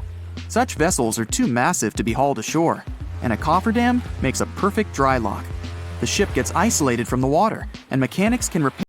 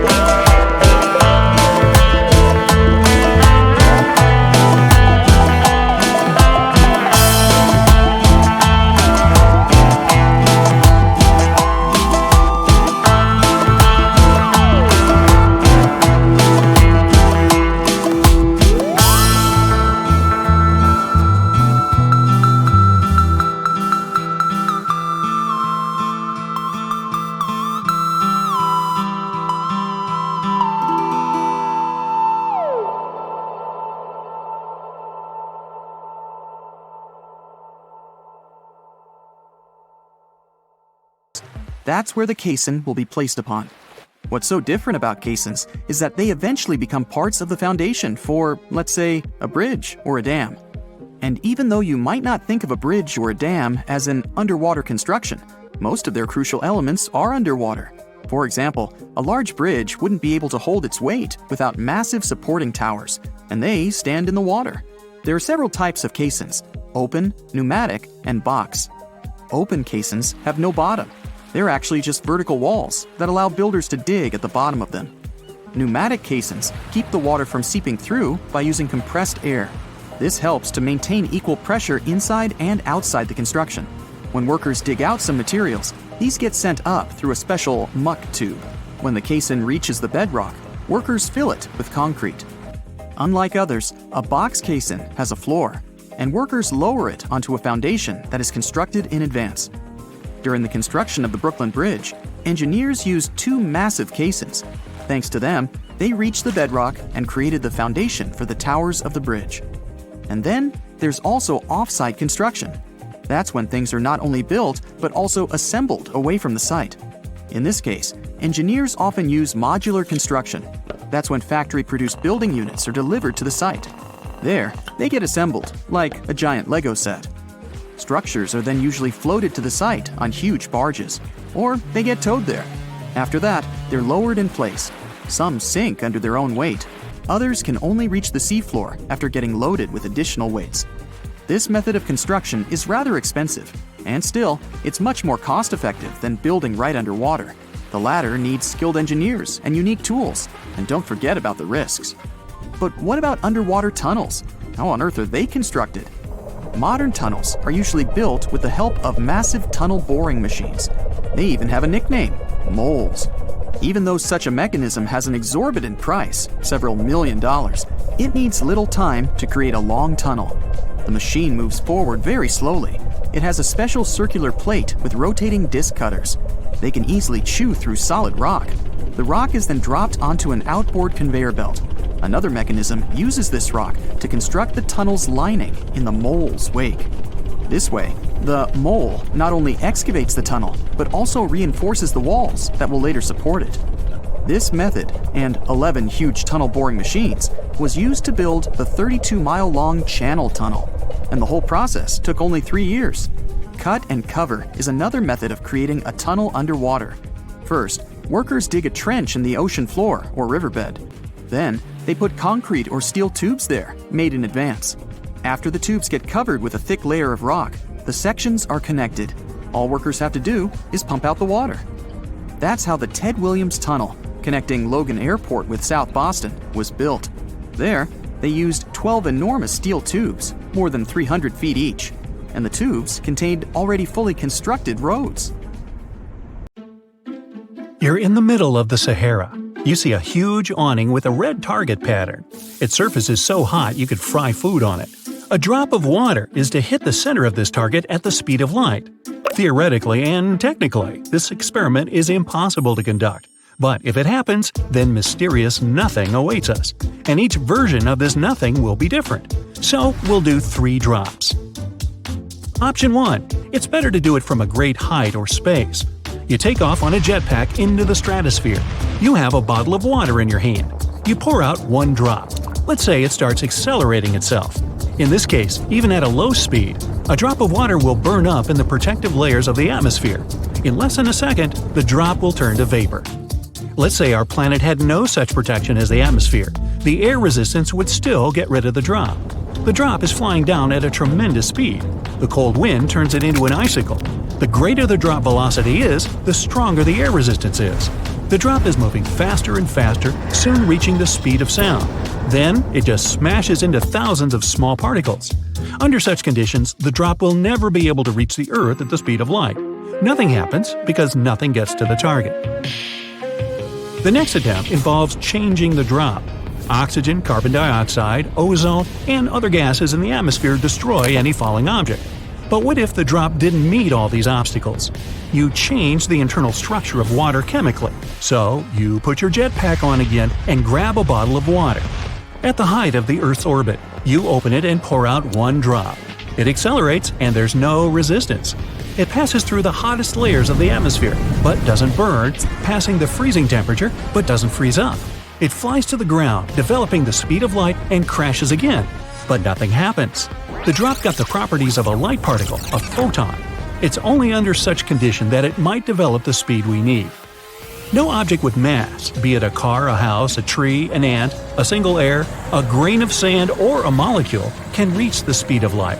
Only light particles are capable of it since they don't have mass. An intangible drop falls into the center of the target, and again, nothing happens. The third option. Scientists found a way to accelerate a drop to the required speed. They also have to change the molecular composition of water, making it more resistant to high and low temperatures. To make the drop reach the speed of light without any damage, you need to place it in a perfect vacuum. No air resistance, no protective layers of the atmosphere.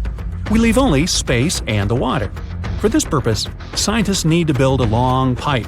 In the center of the Sahara, around the same target, people create a scientific center. From here, the pipe should go up. Its height is approximately the distance to the International Space Station. That's 254 miles, which is about the height of 50 Everest mountains. You can't connect to the ISS itself as it's moving all the time. It revolves around the Earth, completing one revolution in 90 minutes. That's why astrophysicists and engineers should build a small station designed for one person, and this station should move parallel to a single point on the ground. The vacuum tube is made of solid stainless materials so that rain and high temperature couldn't destroy it. Inside, it's an alloy of titanium and graphene, the most durable metal on Earth. The pipe is built horizontally. Then, with the help of several helicopters and cables, it's placed in an upright position and attached to a small space station. The pipe is equipped with small pumps that pump the air out and block its flow inside. The water drop shouldn't touch the walls, so there's a special layer of gravity plates. They push the water away from the pipe's surface, using the power of magnetism and sound waves. You put on a jetpack and fly to the station with a bottle of upgraded durable water. Your hands are shaking with excitement. Your breathing sounds loud in the spacesuit. You open the bottle, tilt it slightly, and pour one drop into a special box. Inside this container, the drop gets charged with the energy needed to develop the speed of light. Now it's ready for the journey. You look at the box, close your eyes, and press the start button. The drop flies into the pipe at a great speed. From the powerful blast wave, the entire station is thrown to the side. The drop accelerates, and at this point, the pipe made of the strongest metals on Earth begins to melt like ice cream. There's so much energy in the water now that it would be enough to provide electricity to a small city. And now the drop reaches the speed of light, which is 186,000 miles per second. The pipe turns to dust. It doesn't matter whether the drop hits the ground or not, because there will be nothing. Literally, all material objects, cars, houses, fields, oceans, computers, planes, ships, flowers, trees, should I go on, will disappear. Intangible things, such as gas, air, radio waves, electromagnetic radiation, billions of terabytes of digital information, all this will also be gone. Boy, are you in trouble. Any sound, shouting, music, the phone ringing, will be impossible to create and hear. The light will disappear, and then there will be complete darkness. But let's rewind time and see exactly what happened right now. It won't work though, because there's no time either. Imagine time as a stormy river that flows rapidly in one direction. Then this river falls into an endless pit and disappears completely. All this happened because a drop of water crashed into our planet at the speed of light. As soon as a drop begins to approach the needed speed, it loses its properties of water. It's now the most powerful and heaviest object in the universe. The energy that comes from it destroys everything for hundreds of thousands of miles. Concrete, ground, rocks, etc., etc., etc., and on and on and on. Everything disappears. In the first second, it all gets shattered into millions of tiny pieces.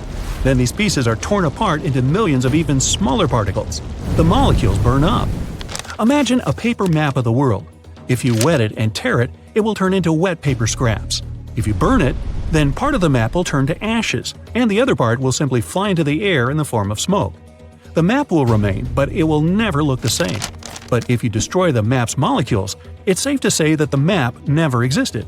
There's no trace of its existence. The same thing happens to our planet. The energy coming from a drop of water makes the Earth never exist in space. And now the drop exceeds the speed of light. A black hole starts evolving. It expands and absorbs all the space debris. Then the Moon. Soon it will be the turn of Mars and all the other planets in our solar system. The black hole expands and increases the force of gravity inside it. Together with our planet, it absorbs light. It's getting closer and closer to the Sun. Our star splits into strips of light as if it had passed through a huge cosmic shredder. The Sun explodes and spits out an impossible amount of energy. It's believed that black holes appear after the explosion of stars. Right now, all the solar energy is being absorbed by our black hole. It's getting pitch black. The light from distant stars falls directly into the supermassive infinity. Meteorites flying within a radius of hundreds of thousands of miles around are also devoured into the unknown. There are many black holes in space, but only one of them was created by a small drop of water. The higher the speed of any object, the heavier it gets. Mass is the amount of energy that an object has. When water molecules reach the speed of light, their mass begins to grow, and there are no limits to this. It becomes infinite. An infinite mass forms a black hole. It absorbs everything, and nobody knows what's inside the black hole. All that remains is darkness and the unimaginable force of gravity. So I'm guessing here that we probably should not be doing this experiment, should we? How about we make a baking soda volcano instead? Oh wow, there's a hole in the bottom of the ocean. It seems that the ocean has a leak. But it's not like a leak you would expect, where water is flowing out. It's more like a spring since water is flowing in, not out. This unique leak is something we know as Pythia's oasis. A grad student was the one who accidentally discovered it. He noticed bubbles that were rising to the surface. Normally, bubbles in the ocean tell us there might be some hydrothermal vents, which are hotspots for some pretty cool things. These vents are actually like hot springs on the seafloor, but instead of bubbling with warm water, they release a fluid that has been superheated in the crust of our planet. When seawater seeps into these cracks and travels deep into the crust, it comes into contact with the extremely hot mantle. This heats seawater to very high temperatures, and as it moves back up towards the surface, it carries dissolved gases and minerals. When the hot fluid shoots out of the vents, it mixes with the surrounding seawater and quickly cools down. Just a short distance away from the vent, the temperature can drop to a comfortable 68 degrees Fahrenheit or so, which is, as it seems, exactly what some creatures like. And there are some real weirdos living down there in the darkness, like ghostly fish, giant red-tipped tube worms, and a unique type of shrimp with eyes on their back. And some of them, like tube worms and bacteria, rely on the chemicals and minerals released by the vents to survive in harsh conditions. But in this case, the bubbling water didn't come from a hydrothermal vent. It was there because of a spring, and that's a bit more concerning. You see, the water in this reservoir needs to stay where it is. If too much of it seeps out, there could be some serious consequences, especially for the surrounding area. You can see this unusual leak along the Cascadia subduction zone, which is a massive fault line off the Pacific Northwest coast. It's a place where two pretty big plates that make up Earth's crust come together and slide along each other. The water from Pythia's oasis kinda acts as a lubricant between these plates. You can think of the fault zone as an air hockey table. When the fluid pressure is high, it's like you've turned the air on. That means the friction between the plates is reduced, which allows the plates to move.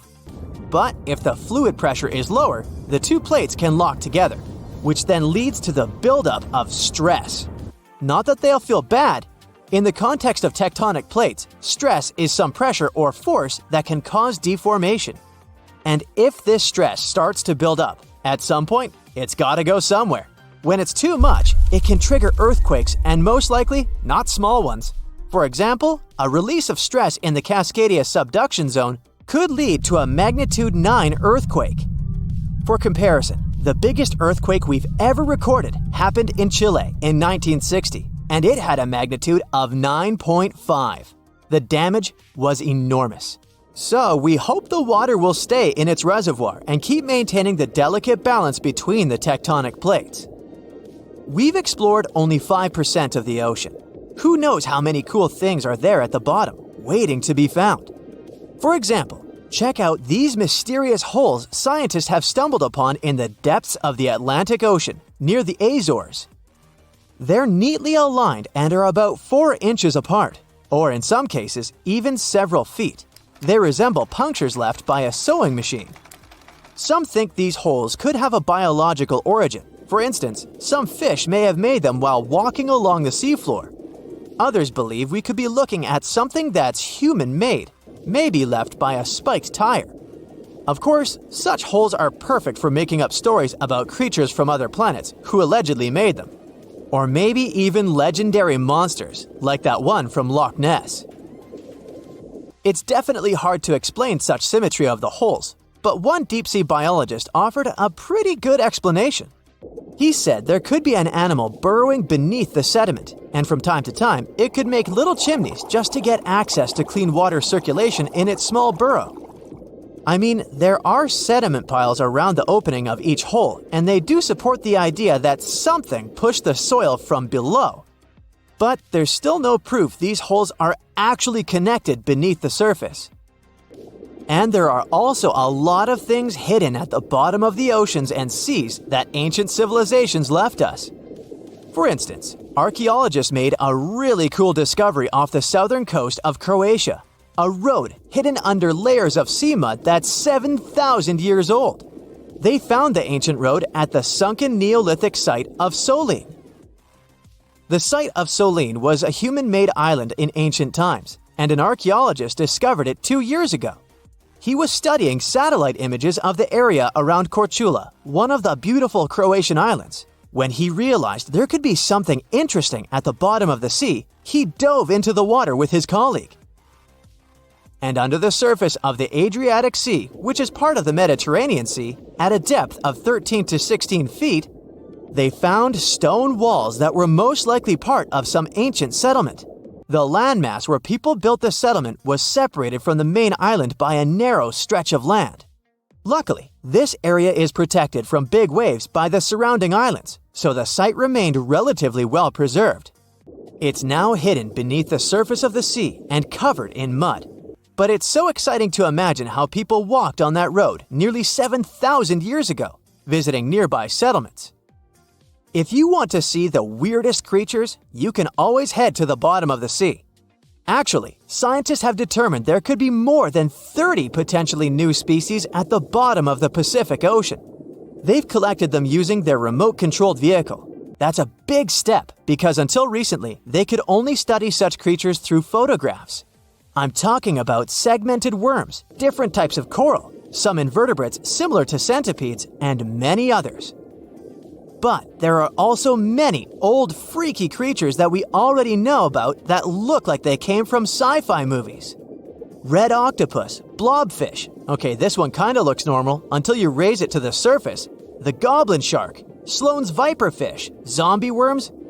Ugh. Yeah, I hear ya. Let's move on. The seafloor hides things from space too. There are traces of rare forms of plutonium and iron at the bottom of the Pacific Ocean. And what's awesome is that all this has come from space. These radioactive materials probably formed during some kind of cataclysmic event in space and eventually made their way out to our beautiful home planet.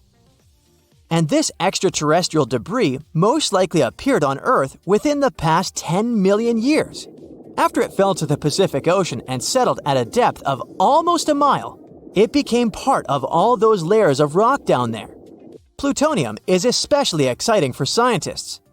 I mean, only tiny amounts of it have been found. Hundreds of atoms maybe. But it's still remarkable because these atoms are created by exploding stars. Things like this can help us better understand how the universe produces elements heavier than iron, like plutonium, gold, uranium, and platinum. We're still not sure about the origins of these elements. For a long time, scientists believed that supernovae, which is when a star comes to its end in a fabulous explosion, were responsible for creating these heavy elements. But it seems it's not just that. Some other cosmic events, such as the collision of neutron stars, which are super dense collapsed stars, or some rare types of supernovae, could also be involved. Whoa, let me get my popcorn. Okay, let's try something together. Open any world map you have available. It can be the one you find in your bookcase or even an online version. Take a look at the vast area covered by water. That's 71% of the Earth's surface. And all that is salt water from the world's oceans. There aren't any borders between the four oceans we've all come to know. But oceanographers and the world's countries did traditionally split these waters into four distinct regions: the Pacific, Atlantic, Indian, and Arctic Oceans. And here comes the big surprise. The scientific community has recently recognized the fifth body of water. It's called the Southern Ocean, and 3 of the 4 original oceans border it. It circumnavigates Antarctica and the lower portion of the globe and reaches Australia and the southern portions of Africa and South America. What makes this ocean so special?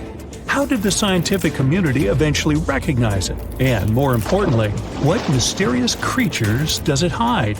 Let's find out.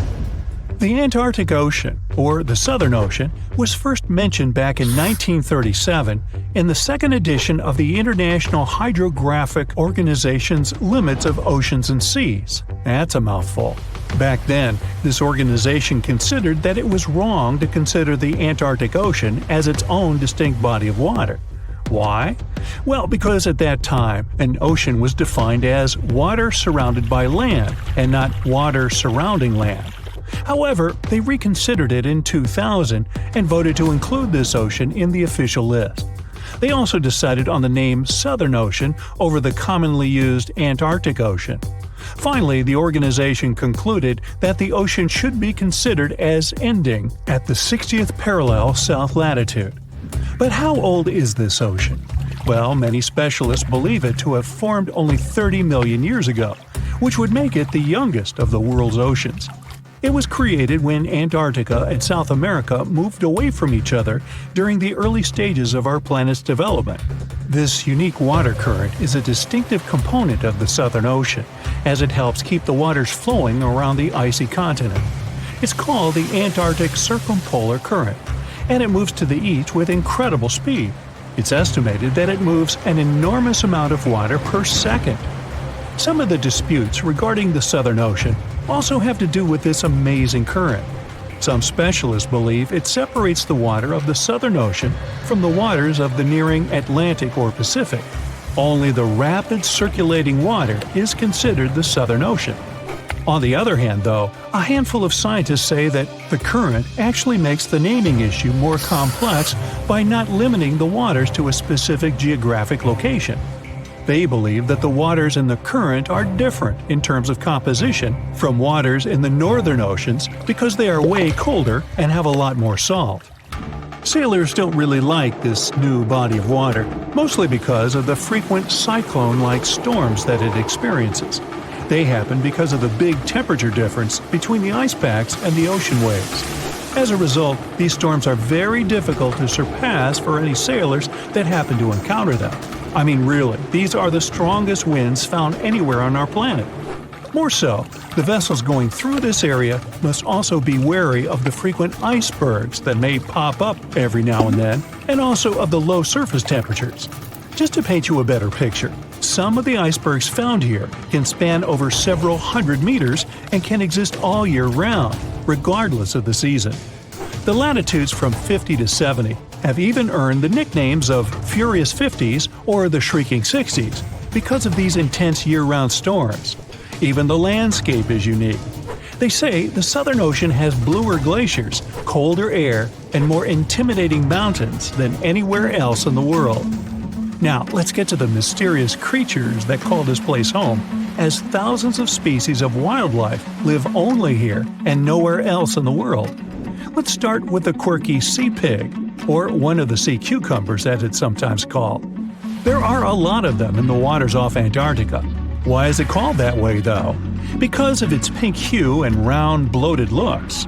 On a closer look, it even appears to have a little tail and set of ears, just like a pig.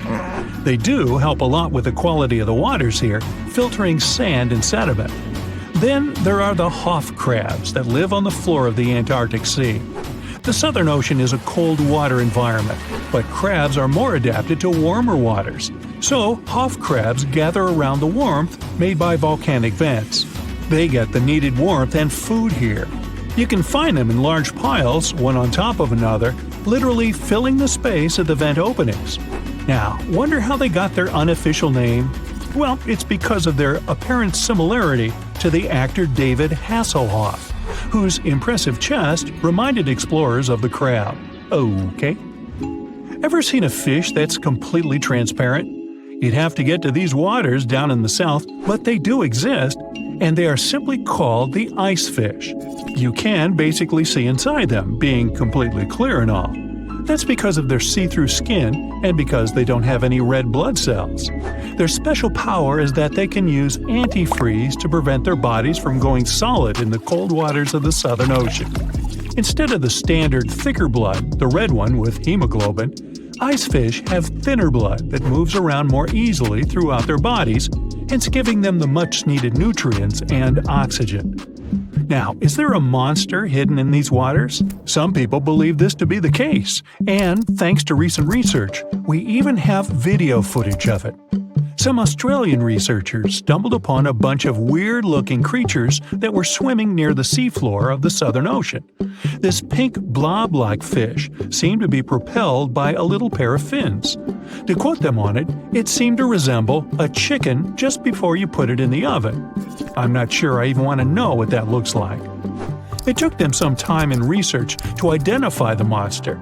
It's a shy species of sea cucumber, known more by its creative nickname, the headless chicken monster. We've known this creature has existed since the late 1800s, but we've barely ever seen it. And we've only ever captured it on tape once before when it was spotted in the Gulf of Mexico, which is quite far from the waters off the coast of East Antarctica. There's so much we don't know about this creature, like how many of them exist in our waters and how they live, eat, and reproduce. Ever heard of the emperor penguin? It's not a penguin species that just happens to have a crown on its head, if that's what you're thinking. But they are one of those penguins that inhabit this specific location and are also the largest species of their kind altogether. What makes them special is that they make their colonies on the sea ice, and most of them never step foot on land. More so, penguin dads lose almost half their weight while incubating the eggs. They're also fascinating swimmers, able to dive deeper and longer than any other bird, up to 700 feet. Not to mention they can stay submerged for up to 18 minutes at a time as they gather food. We have yet to uncover all the secrets of the mysterious Southern Ocean, but it's clear that it's home to some unique and fragile marine ecosystems. Recognizing it as a new ocean could be one way to focus the public attention on it and help its conservation. The Empire State Building's tower was designed to serve as a docking station for dirigibles. At that time, people believed that these airships would become the main means of transportation in the future. The project included gangplanks, check-in and customs offices, and so on. But then the engineers realized that the wind up there was too strong for their plans, and they gave up on their idea. Angel Falls, the largest uninterrupted waterfall on the planet, is more than twice as tall as the Empire State Building. During the dry season, the falling water sometimes evaporates before it reaches the ground. One of the most mysterious sounds ever heard on Earth was the bloop. It occurred in 1997 and resembled the noise of marine animals, but the volume was too great for a sound produced by a living creature. The bloop continued for 1 minute. It started from a low rumble and then rose in frequency. Antarctica might just look like a giant field of ice, but there's actually a huge continent underneath. That means that it has volcanoes, mountains, and valleys, like any other continent. Scientists have recently discovered that the Antarctic landmass has the lowest point on the planet, as well as huge mountain ranges. If any of the numerous volcanoes were to erupt, it would melt a huge part of the surface ice and increase the spill of ice into the ocean. The sea level would rise and flood coastal areas around the world. The ocean waters would also be disrupted, putting marine life at risk, though all of these volcanoes are dormant at the moment.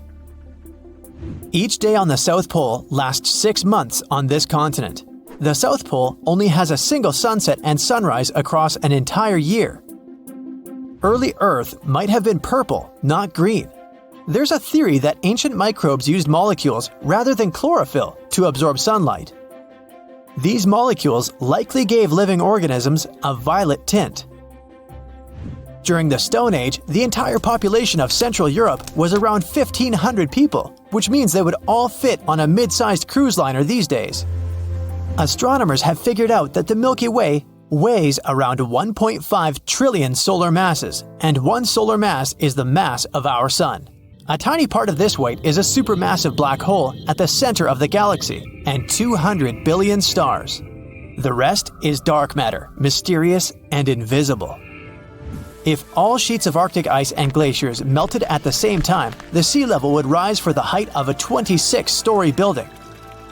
Under black or UV light, ripening bananas look bright blue. That's because of the chlorophyll that's breaking down when the fruit is ripening. Because of tectonic plate movements, the Pacific Ocean shrinks every year, and the Atlantic Ocean gets bigger by the same amount. These days, there are only 2 ice sheets in the world left after the planet's last ice age. The first is the Greenland ice sheet. The second, the Antarctic ice sheet, is enormous. It's the size of Mexico and the continental US combined. Tsunami waves often go unnoticed. They don't rise for more than several inches above the surface until they reach shallow waters. When the ocean is deep, though, they can travel as fast as a long-distance passenger airplane. Corals that live in shallow waters produce their own protection from the sun. Without it, sunlight would harm the algae living inside them. To protect these algae, which are the main source of food for the corals, they fluoresce. This process makes proteins that act as sunscreen. Almost 90% of the volcanic activity on Earth happens in the oceans. The South Pacific has the largest concentration of volcanoes people know about. There's one volcano cluster that has 1,133 volcanic cones.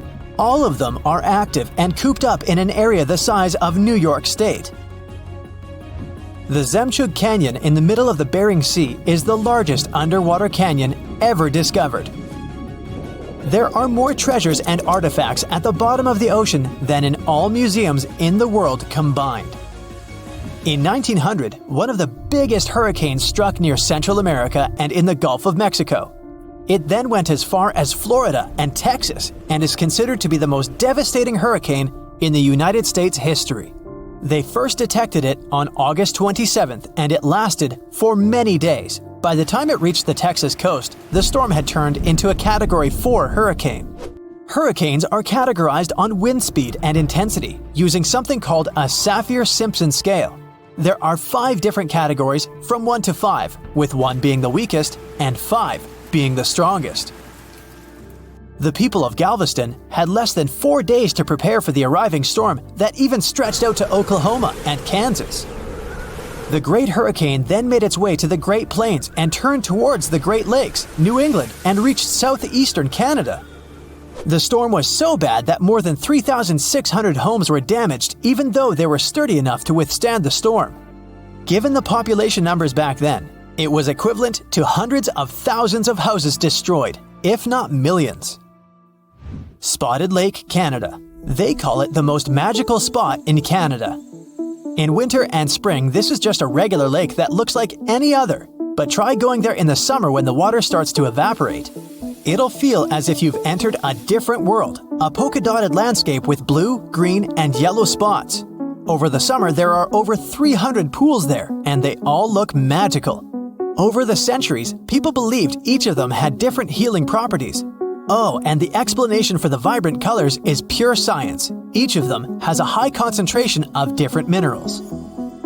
We live inside the sun. Its atmosphere stretches far beyond its visible surface, and even though Earth is 93 million miles away from the star, it's still within reach of the sun's atmosphere.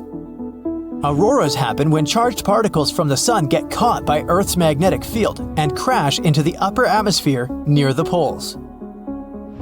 Our planet is gradually slowing down the speed of its rotation. It happens at an unhurried pace of 17 milliseconds per 100 years. Because of this, our days are becoming longer, and still, only after 140 million years, a day on Earth will last 25 hours. Earth's southernmost continent, Antarctica, is only the 5th largest one, but it contains almost 70% of the planet's fresh water and 90% of the world's ice. Antarctica is also considered to be a desert. Lots of rocks on Earth have a Martian origin. Scientists analyze the chemical content of some meteorites found in the Sahara Desert, Antarctica, and other places. It turned out that these rocks had arrived from the Red Planet. The largest sandcastle in the world is located in Denmark. 30 sand sculptors who created it used more than 5,000 tons of sand. To make it more durable, they added 10% of clay, together with a layer of glue. They built it to stand tall against long and stormy winters. Some photons that don't get absorbed are re-emitted, and their wavelength determines the color we see. When you expose a material to sunlight or photons of higher energy, it can damage its chromophores, which is why they won't be able to emit photons at certain wavelengths. Red materials fade in sunlight the most. Their chromophores emit red light in a way they mop up photons of the rest of the wavelengths. From 60 to 100 tons of space dust drift down to our planet's surface every day. These tiny cosmic particles are mostly released by comets, which are usually made of dust and ice. When the sun turns this ice into vapor, the remaining dust travels down to Earth. What's the scariest predator under the ocean? The crocodile? Huh, I don't think so. Loch Ness Monster? Please, it never existed. How about the Kronosaurus? Well, it is extinct, but you might be onto something. Let's take a look at what it'd be like if these creatures were still around today. First things first, what on earth was it? The Kronosaurus was a marine carnivore that lived in the cool, high-latitude Eromanga Sea. It covered vast areas of inland Australia between 90 and 120 million years ago, during the early Cretaceous period. Near-complete fossils of the creature were also found near Colombia, which is a country that has a noted connection to prehistoric reptiles and turtles. This fact makes it extremely possible that the monster I'm about to describe existed worldwide. You might have heard saurus and thought, oh, it's a dinosaur. But these were actually reptiles. They were the largest member of the Pleosauroidea family, referred to as plesiosaurs. Fossil evidence suggests they weighed over 20,000 pounds and were roughly 30 feet in length. Just to put that in perspective, the longest crocodile ever measured was a saltwater crocodile by the name of Lolong from the Philippines. It was 20 feet in length and weighed just under 2,500 pounds. And that's still 10 feet shorter and incredibly lighter than the average Kronosaurus, making the crocodile seem like nothing more than a glorified goldfish in comparison. Despite its terrifying length, the most physically daunting feature of the Kronosaurus was its head. Its skull was about 8 feet long, which was actually proportionally large given the size of its body length. Anything that was unfortunate enough to end up inside the Kronosaurus's mouth may have been given false hope. After all, the teeth of the beast weren't actually that sharp. On second thought, I take that back. I wouldn't feel confident around a toothless snake, let alone being inside the mouth of this monster. But it's true that the Kronosaurus's teeth weren't sharp, especially when compared to other carnivorous reptiles, such as crocodiles and alligators. The teeth of this prehistoric sea creature were instead conical. This means that they were cone-like in shape. Unfortunately, this lack of sharpness didn't make them less dangerous. The teeth were enormous and could be up to 12 inches long from the crown tips to the bottom of the roots. This obviously meant that the Kronosaurus had an extremely powerful bite. It was estimated to be up to 30,000 newtons, which is almost twice as powerful as the bite of a large saltwater crocodile. Because of the bluntness of their teeth, they weren't suited for twisting their prey once in their grasp, but the size and shape of the teeth made them perfect for simple open and shut biting. They would have had no problem crushing hard objects such as the toughest of shells any sea turtle could offer. Just like crocodiles, the Kronosaurus is believed to have had a short neck. This may have been an adaptation to allow the beast to successfully catch small evasive animals. Their body, in general, was fusiform and streamlined. This means it was narrowed at both ends and had very little resistance to the flow of water. The Kronosaurus was also equipped with 4 paddle-like limbs. The hind limbs were larger than the front ones. They could span approximately 7 feet in diameter. All in all, this set the Kronosaurus up to effortlessly propel itself through the waters and be an ultimate predator. Predator X, if you will? That's the name that was given to the fossil of a creature discovered near Svalbard, a Norwegian island group, in 2009. The fossil was identified as a 50-foot-long, 100,000-pound monster with a bite force of 33,000 pounds per square inch. This might be the highest bite force of any known animal. Although Predator X is yet to be classified as any specific type of animal, it was definitely a plesiosaur like the Kronosaurus. And even if it wasn't Predator X, the Kronosaurus was still most definitely a ferocious titan when it roamed Earth's oceans. The Kronosaurus actually got its name from the Greek mythological figure of Cronus, the father of Zeus. Cronus was viewed as a titan from a generation of super powerful beings. So what was it that the Kronosaurus, this terrifying monster, actually feasted on to satisfy its appetite?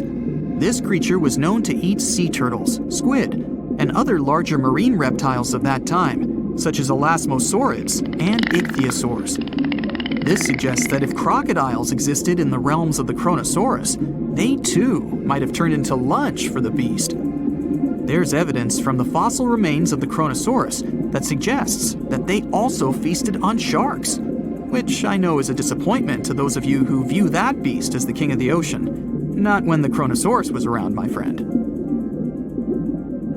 In any case, grounding all kinds of food into small pieces to help digest them would have been difficult without small teeth.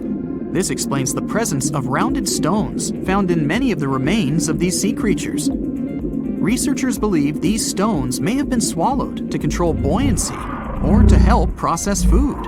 It's also entirely possible they were accidentally swallowed while feeding on other animals from the seafloor. As if the Kronosaurus even needed to be a meanie with its already existing power and size, there's also evidence to suggest that it indeed might have been. It turns out that after using all its impressive attributes to catch its dinner, the Kronosaurus first liked to play with its food, like a cat does with a mouse.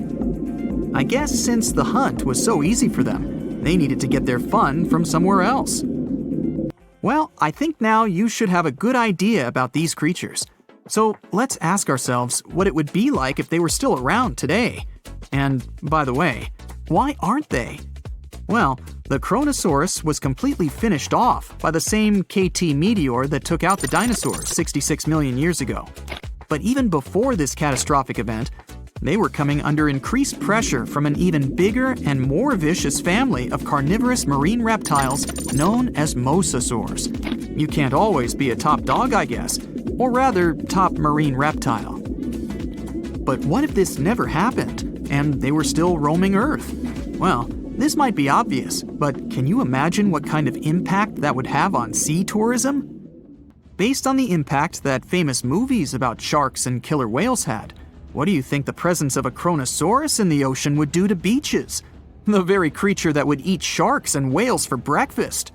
Beaches would certainly become a great place to go for a quiet walk, because nobody else would even be there. And what about such activities as boating, surfing, and scuba diving? You think anyone would dare try them, knowing that this 30-foot beast could be lurking beneath them? Let's give humans some credit and assume most of them wouldn't. This would cripple the global sea tourism industry, which is responsible for earning roughly $143 billion every year. Just to make sure this shocking point hits home, the most expensive yacht to ever roam the ocean was called the History Supreme. Its master bedroom was believed to have a statue made of T-Rex's bone and a wall made of meteorite rocks, as well as a 24-karat gold panoramic wall aquarium. Anyway, this yacht was worth nearly $5 billion, meaning you could buy 38 of them with the money lost in potential damages to sea tourism caused by the Kronosaurus. I'm sure that the yacht's owner was happy the beast never made an appearance in their luxurious aquarium. So luxurious, in fact, that some people believe the History Supreme, reportedly owned by some business genius from Malaysia, never even existed. Rumor has it that it was simply an elaborate hoax fabricated by the supposed designer. Anyway, I don't think the trouble would just stop there. People could actually be in serious danger, regardless of being near the ocean or not. No, I'm not about to tell you that this thing would grow legs, adapt to living on land, and start picking us off one by one. At least, I hope not. I'm just going to point out the damage that the Kronosaurus would inflict through its devastating impact on sea trade. In America, ocean transit accounts for 76% of national trade. On top of this, more than 100 vital pharmaceutical products originate in the sea.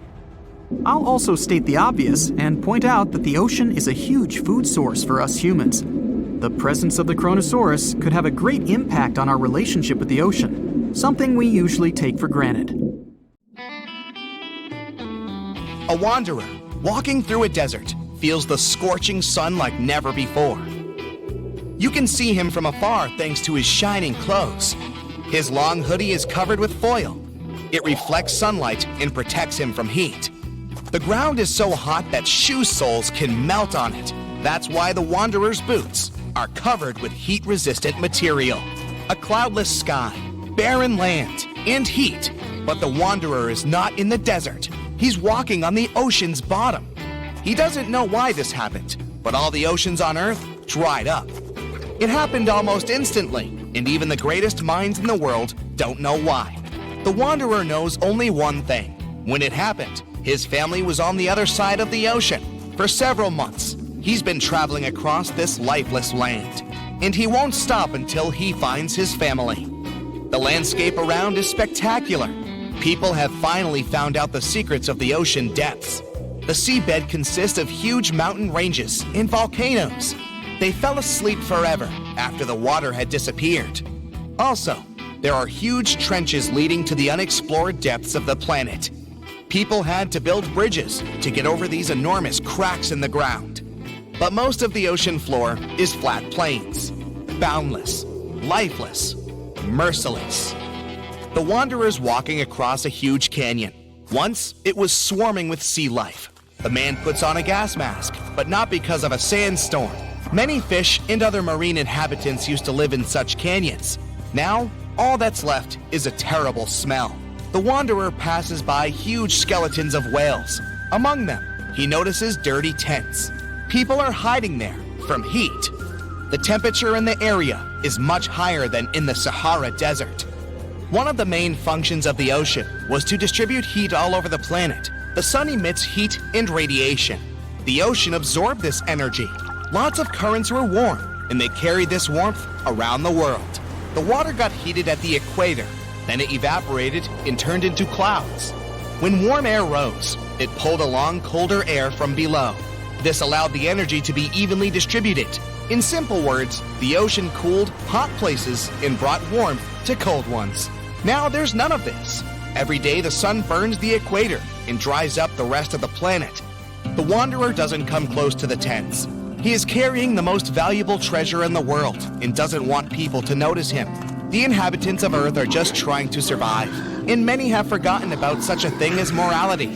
Fortunately, the wanderer still remembers. The thoughts of the family help him remain a good person. Sometimes it complicates his life. Like now, for example.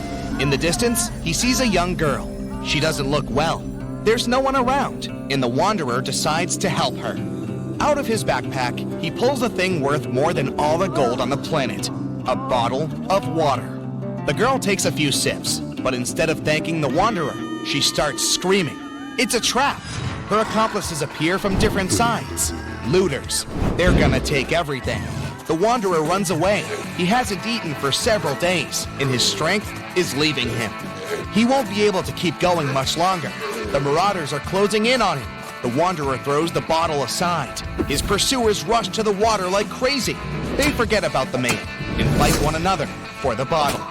The chances of the wanderer's survival have greatly decreased. He could make this bottle last at least several days. Plus, he's also lost a lot of fluid because of running. In the beginning, there was no panic because of a lack of water. The ocean dried up, but its waters were salty anyway. People still had seas, lakes, and rivers. But the problem was that the ocean was feeding them. When the ocean water evaporated, it formed clouds. These clouds moved all over the world and enriched lakes and rivers with rain. Now, there are almost no clouds. The sun started heating Earth much more. Lakes and seas dried up alarmingly quickly. At that moment, real chaos began. The sun is going down on the horizon. Sunset is near. It's not so hot anymore. The exhausted wanderer continues walking. In the distance, he notices something that makes him stop, take out a small shovel, and start digging quickly. There's no shelter around, just a flat plain. The wanderer speeds up, otherwise it might be too late. The pit is finally ready. The man jumps down and covers his head with a cloak. A few seconds later, a strong ash storm passes through the entire plain. The smallest particles of ash can penetrate through clothes and get into the lungs. The wind is so strong that it can knock anyone down. When the oceans dried up, the sun began to burn the surface of the planet. This led to massive forest fires. The flames destroyed almost all the trees. Huge clouds of carbon dioxide and ash formed. Driven by the wind, they travel the world and poison everything around. The wanderer is sitting in the pit while a terrible hurricane is sweeping over his head. He thinks of his family and slowly falls asleep. Cold wakes him up. Frosty air chills him to the bone. So it's night now. The wanderer climbs out of the pit and finds himself under bright stars. As soon as the water dried up, almost all clouds disappeared. Factories stopped working. Cars no longer emitted carbon dioxide. Thanks to this, comets and the most distant stars can be seen in the sky. The wanderer has seen them 1,000 times, but he's still not used to the breathtaking picture. It's like he's looking at the sky through a telescope. An icy gust of wind brings the wanderer back to reality. He won't survive the night if he doesn't find a warmer place. Before, nights were warmer thanks to the energy of the ocean. Now, as soon as the sun goes down, temperatures drop dramatically. The wanderer needs to move to stay warm. He starts walking faster. Soon, he notices some lights in the distance. It's probably other looters. The wanderer goes deeper into the valley. Stars and the moon illuminate his way. Unfortunately, he is running out of energy. He pulls a protein bar out of his pocket, but he needs at least a bit of water to eat it. To digest food, your body needs liquid. If the wanderer eats the bar, he'll only get thirstier. He can't walk and falls to the ground. He checks his pockets and finds a small kerosene tablet. He lights it using a matchstick. A tiny flame protects him from cold. To distract himself from thirst, the wanderer takes out an old MP3 player. He charged it during the day using the solar panels on his backpack. The man puts on headphones. Classical music calms him down. He lies on the ground next to the burning tablet. He needs to gain strength to continue his journey tomorrow. It's morning. In an hour, the sun will start burning the ground again. It's crucial to find water while he still has some time left. The wanderer inspects the territory and notices a spot where the ground is darker. In his previous life, the wanderer worked as a surveyor. He takes a few steps and touches the ground. It feels cool. There's an underground spring here. He begins to dig. The ground is getting wet. Water starts seeping out of the soil. The wanderer fills his empty bottles. Things don't look that bad anymore. It's getting a bit more difficult to breathe with each new day. In the past, phytoplankton and algae produced up to 70% of all the oxygen on the planet, but not anymore. Several days have passed. The wanderer runs out of water and food again. Fortunately, not for long. He's now walking among huge sunken ships. He sees modern aircraft carriers, liners, and even ancient pirate boats. In the distance, he spots huge mountains. The tops of these rocks are what used to be called the shore. The ocean floor is ending. The thoughts about reuniting with his family give him more strength. The man reaches the top and finds himself in the middle of a ruined city. It's empty. Where have all the people gone? Where is my family now? The wanderer asks himself. The man walks through the abandoned streets and meets an old man. He says that almost all the people who used to live here left the city and went to Antarctica. The wanderer has a new goal. He's going to get to the icy mainland no matter what. He will find his family.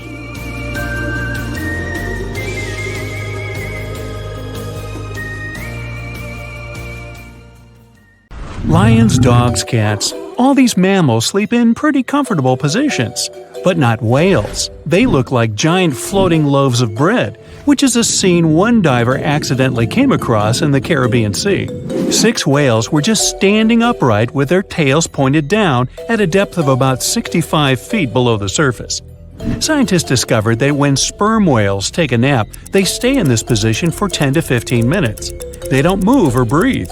But these creatures spend only 7% of their time asleep, far less than other mammals. Usually, they either rest peacefully in the water or relax, slowly swimming next to other marine animals. When they're moving and sleeping at the same time, they're actually taking a nap. These animals can't go too deep and need to stay close to the surface. Great white sharks sleep and hunt at greater depths, which means one less thing to worry about when taking a quick nap. Plus, it gets pretty cold the deeper you go, and whales need warmer environments that can help them maintain the temperature of their large bodies.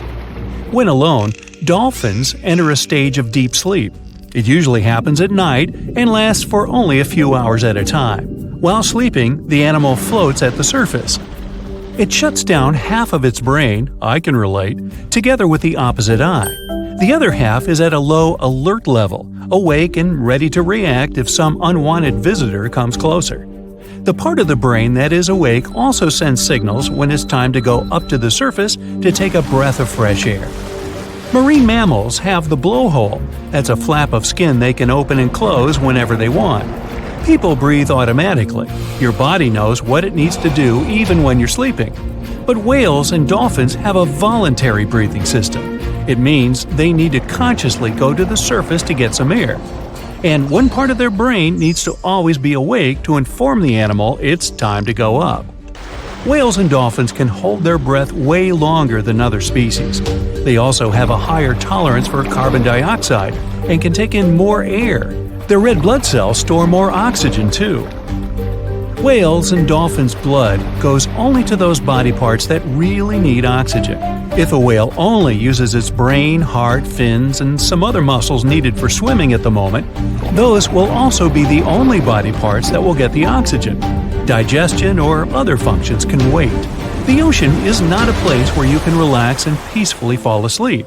While sleeping, fish reduce their activity. Their metabolism becomes slow. Some of them keep floating in the same spot. Others find a safer place among corals or in the mud. Early in life, dolphins learn to make a unique whistle that helps others from their pod to identify them. That means these specific whistles are their names, and dolphins do respond to them. Clams have feet. It looks like a large tongue that sometimes protrudes from the shell, but that's actually the foot, and it's relatively long compared to the length of the animal. Clams use this limb to dig themselves in the sand. The blue whale is the largest living animal, and it's also larger than the majority of dinosaurs used to be. They can grow to more than 100 feet long and have a weight of almost 200 tons. That's like 50 adult elephants. A blue whale's tongue alone can weigh more than one elephant. Such a giant surely needs to eat a lot, 500,000 calories in just one mouthful. The blue whale's heart is the size of a small car and weighs 1,300 pounds. To move the blood through such a giant body, the heartbeats are so strong you can hear them even from 2 miles away. The heart of a whale beats only 8 to 10 times per minute. The whale is one of the loudest creatures out there. Its call can go up to 180 decibels, which is as loud as a jet plane. Almost 95% of jellyfish's body is made of water. For comparison, the human body is 60% water. It's probably not a surprise since jellyfish don't have a heart, blood, eyes, or brain. The other 5% of their body weight is proteins, muscles, and nerve cells. Jellyfish have been around for more than 500 million years. This makes them older than dinosaurs. These creatures haven't changed much, and today's jellyfish are pretty much like their ancestors. These creatures live in the ocean, but in 1991, more than 2,000 jellyfish polyps were taken into space. Scientists wanted to see how they would react in the environment with no gravity. The jellyfish reproduced and created 60,000 new polyps, but unfortunately, those couldn't function normally after getting back to Earth. One species of jellyfish can literally live forever. As it grows older, the critter goes down to the seafloor to become a polyp again, and that polyp turns into a new jellyfish with the same genetics. Greenland sharks can live 500 years. This is an animal with almost the longest lifespan among vertebrates. Sperm whales are sociable creatures. They spend their life surrounded by their family. These animals support one another and have close friends they remember well, even if they don't see each other for a long time. Electric eels have small eyes that are not so effective in environments with no light, so they mostly rely on their electric organs. Those consist of 6,000 cells. Eels use them to stow power, similar to batteries. These creatures use electricity like bats use their radars or dolphins their sonar. An eel can also produce enough electricity to power a panel of light bulbs. there's a small tropical archer fish that can learn to recognize human faces. This fish has an interesting ability to spit small jets of water from its mouth. Researchers showed the fish the image of two different faces placed side by side. One was unknown and the other was familiar. The fish was supposed to spit water at the familiar one. The creature took the right guess more than 80% of the time. Every year in the winter, great white sharks that live along the California coastline disappear. It feels as if they take a vacation for 30 to 40 days. The animals go to a point halfway between Hawaii and Mexico. They might do it to get some food, relax, or hang out with their buddies from other areas. The spot is now called the Whale Shark Cafe. Some types of sharks, like makos, whale sharks, or white sharks, breathe in a very specific way. It requires them to swim all the time. They also need to move quickly and with their mouth open. This way, the oxygen can enter and reach their gills. Sea sponges are some of the most primitive animals. They're immobile, don't have a mouth, eyes, bones, brain, heart, lungs, or any other organ whatsoever. And still, they're alive. There's such a thing as a sea unicorn. That's an animal called the narwhal. Its horn is actually a tooth that can grow up to 10 feet long. Manatees, also known as sea cows, are distant relatives of elephants. Their weight can go up to 1,000 pounds. These creatures are vegetarian and need to eat around 10% of their total weight on a daily basis. That's lots of sea salad. In some cases, manatees share space with alligators, but they get along pretty well. You can even find a photo from Florida where an alligator rides a manatee's back. Frogfish have special fins that help these creatures walk along the sand. They're very useful in shallow waters. A ghost pipefish is hard to see, but once you spot it, you're bound to get really surprised. Its head makes up over 40% of its body. Crabs don't feel like wasting time on such formalities as putting foods in their mouth. That's why they taste it with their feet, which is where their taste buds are. Marine iguanas are the only lizards on our planet that like spending time in the ocean, even though they mainly live on land. They're herbivores that feed in shallow waters and swim like snakes. Iguanas use their long claws to hold on to the bottom when they need to graze. Green turtles can cross over 1,400 miles when migrating. They try to find the perfect spot to lay their eggs. Penguins sort of fly when they're underwater, reaching a speed of 25 miles per hour. More than 5 million years ago, I've heard, I wasn't around then, deep sea worms and humans had a common ancestor. So we still share 70% of our genes with these creatures, and with sea stars, squid, and octopuses. The ocean covers over 70% of our planet, and over 80% of it is unexplored. More than 1 million species live there. But there are not only animals, 3 million shipwrecks are lying all over the ocean floor, hiding mysterious stories. Many of them are yet to be discovered.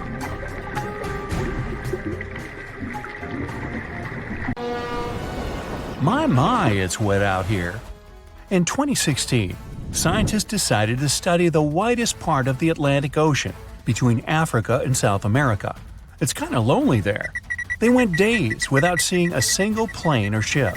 It was mostly just dolphins and whales swimming by. They were in the middle of nowhere. So why? They were floating right above one of the most important geological spots on Earth, the Mid-Atlantic Ridge.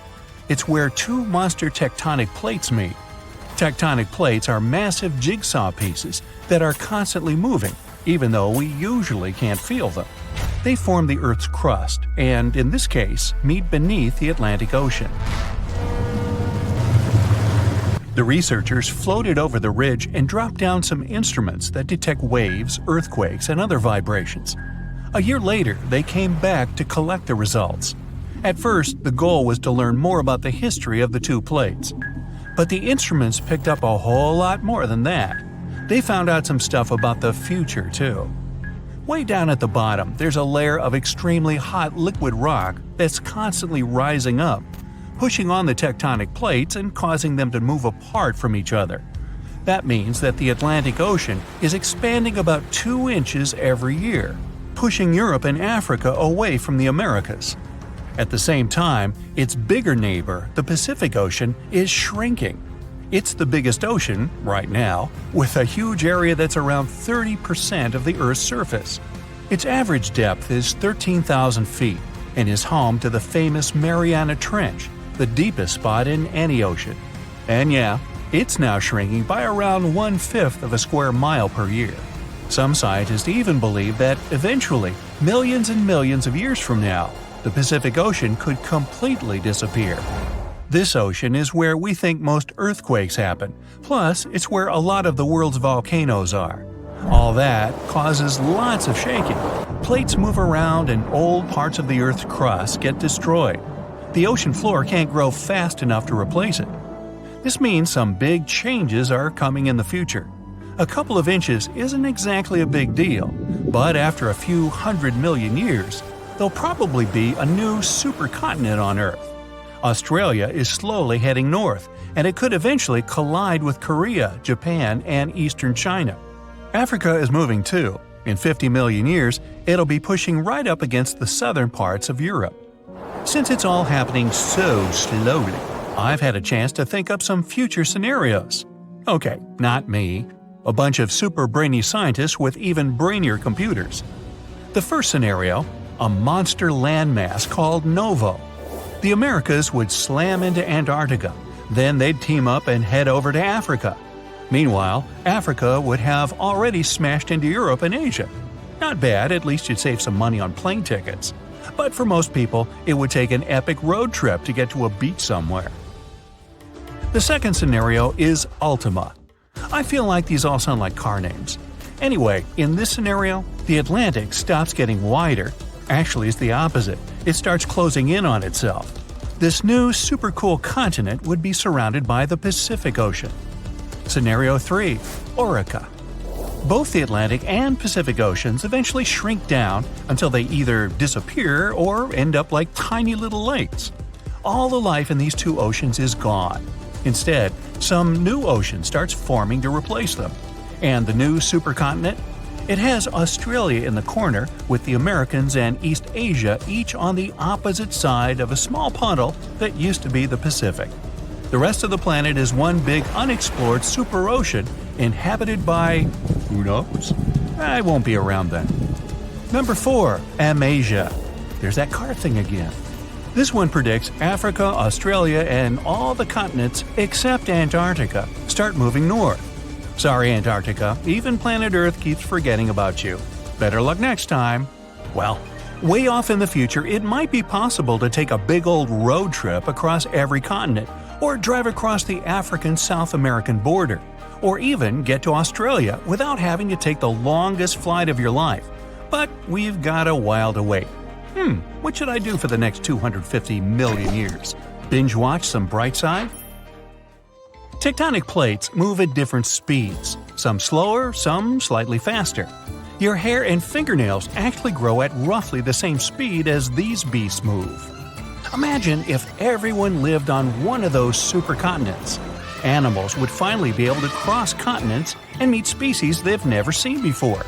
Leopards, rhinos, lions, elephants. Imagine if they got curious enough to set out on a journey out of their habitat. A lion might meet a polar bear. Kangaroos could finally leave the land down under, and birds that migrate to warmer places would have to totally reorganize their travel schedules. Who knows what the climate would be like? Playing around with the continental jigsaw puzzle isn't exactly a new thing. Our world didn't always look like this. 300 million years ago, our planet didn't have 7 continents. It had only one, a supercontinent called Pangaea. Pangaea was surrounded by only one ocean. Over time, it slowly started falling apart. At one point, South America, Antarctica, Australia, and Africa were one unit, and North America and Eurasia were another. Over time, these continents also splintered off, each heading in its own direction. Scientists have discovered many similar plants and animal fossils on continents that are separated by huge oceans. Even when you just glance at a map, you can see how Africa and South America look like two massive puzzle pieces that fit together perfectly. When you look at all the oceans and seas on a map, It may look like they just flow right into each other, like there's only one big ocean and people gave different names to different parts. You wouldn't think that if you've ever been to the place where they meet. The Atlantic and Pacific have a strict border that looks like an invisible wall separating two completely different worlds. You can clearly see different colors and waters, and they don't mix. Of course, there's no wall or any actual physical border, but not all water's the same. The Pacific and Atlantic have different densities, amounts of salt, temperatures, and a whole bunch of differences. The borders that separate two bodies of water are called ocean clines. The line you see dividing the Atlantic and Pacific Ocean is mostly caused by different salt levels. This is what layers of water with different salt levels look like. It's like they're separated with cling film, each one with a different color because it has different things growing in it. To see a clear, noticeable border, one sea or ocean has to be a whole lot saltier than the other. Want to get active and use up all the salt in your house? Pour some colored salty water or seawater into a glass bowl. Then add fresh water on top. Voila! The Pacific Ocean is the less salty one. That's because there are loads more rivers flowing into it. Heavier liquids are heavy, so they should sink to the bottom. But then, why is the border between the Atlantic and Pacific a vertical line and not a horizontal one? First, the difference in density of these two salty beasts may be enough to stop them from mixing, but it's not really enough to send one of them to the bottom with the other floating above it. There's another reason, and it's all about the Earth spinning around. Say you're flying from Chile to New England. If you fly straight north, by the time you get there, the Earth will have turned a bit, and you'd be nowhere near your destination. To get to the right place, the pilot needs to fly in a bit of a curve. That's sort of the same reason that currents move around in different directions. The currents in the Atlantic and Pacific Oceans move away from each other, so they don't really mix at their border, even though they're both just water. Confused? Yeah, me too. Hey, we all want to get from point A to point B in the quickest, most direct path possible. Agreed? Good. But if you ever wondered why there's no direct flight from your hometown to your destination, there's a reason.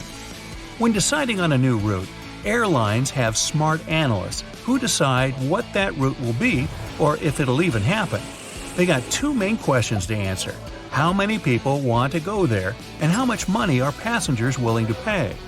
Depending on those two factors, airlines can make new routes and drop existing ones. Distance means fuel, and fuel means money. If they're not selling enough tickets to enough passengers going that route, out it goes. So it's not only us passengers wanting to get from A to B the fastest way possible. The airline wants to make it as efficient as it can be too, because time is money. By the way, it's always bugged me why people don't want to fly from B to A. It's always A to B. Why? B's a nice place, but you wouldn't want to live there? I don't get it. Anyway, back to the script. Whenever you're going on a road trip, you probably plan your route. You pick the best possible roads, you check how many gas stations, stores, and rest stops will be on the way. Even if you don't do that, airlines certainly do, because flying is a lot more expensive than driving. Before a flight starts, the crew makes a flight plan. The plan is uploaded to the aircraft's computer and shows the whole route from one city to another. The plane will have to stick to it most of the time, even though there's actually a whole set of routing possibilities. Because it's good to have a plan B, C, and D when you're moving a large chunk of metal through the sky with hundreds of people on board, airlines have the main route and backups to use in case of weather conditions or other possible issues. So, the people and the airline want the plane to fly the least time possible. As we know, the shortest way from A to B is a straight line. But when you look at the flight map, it's anything but a straight line. It's more of a rainbow shape across the globe. Why is that? Because showing our 3D Earth on a 2D map tricks your eye. Your plane really is flying in a straight line. Proof? If you take a string and connect, say, LA and Tokyo, you'll see it's as straight as lines get. But compare your string to the lines of latitude running across your globe. There it is, that rainbow. If we look at a live flight tracker, we can see thousands of planes flying at the same time in the same route. I mean, the whole map is covered. Look at them all. Okay, now let's take for example the US and Europe. Planes from New York, Boston, Chicago, and plenty of other cities all fly to Germany, Spain, Greece, you name it. They're all in the same air at the same time and landing in Europe by morning. Turns out, the air highway is much busier than anyone thought. Imagine it happening on a highway on the ground. So much traffic every single day. But when you're up there in the sky looking out at the clouds, it feels like your plane is all alone. All these planes use pretty much the same route because it's faster and cheaper. So how is it that thousands of aircraft, all basically on the same road, don't fly into each other? Well, the difference between the road and the sky is that the road is flat. Up there, thousands of feet above the ground, the space is 3D. So air travel takes perfect advantage of that. But you still have to coordinate all that movement, of course. Air traffic is managed by dispatchers who watch for planes and make sure they don't get closer than 3 miles to each other. Something that helps them do that is flight level regulations. All westbound flights stay at even-numbered altitudes. 34,000, 36,000 feet, you get it. All eastbound flights are at odd-numbered altitudes. 35,000 and 37,000 feet. Meaning there's at least 1,000 feet between planes flying towards each other. Doesn't sound like much when we're talking altitudes of tens of thousands of feet, but that's about the height of the Empire State Building. Some parts of the air have extremely high traffic because so many planes fly there every minute. Whenever an aircraft enters one of these super busy zones, it must follow a very specific route. But even in not-so-crowded zones, there are still thousands of planes. To share the sky safely, each must follow their own route that even has a specific name. And they have plenty of help staying on the right path. There are devices on the ground called fixed navigational aids, or nav aids for short.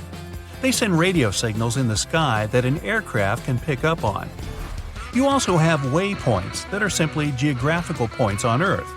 They're loaded into the GPS systems, and an aircraft must follow them. An airplane's whole route is basically flying from one waypoint to another, all the way to the destination place. Now, let's go back to that global flight tracker.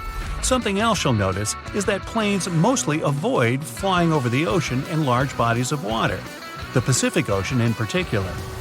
Yes, you see some here and there because people do have to get to Hawaii somehow. But in general, everyone's flying around the Pacific, not over it. That's because it's a route that's preferably avoided. Whenever there's a nice path above the ground an aircraft can follow instead, it'll go for the ground. But that doesn't make any sense because flights over water are smoother. Turbulence is caused from hot air rising from the ground. When there's no ground below you and just vast water, the source disappears and you get a less bumpy flight.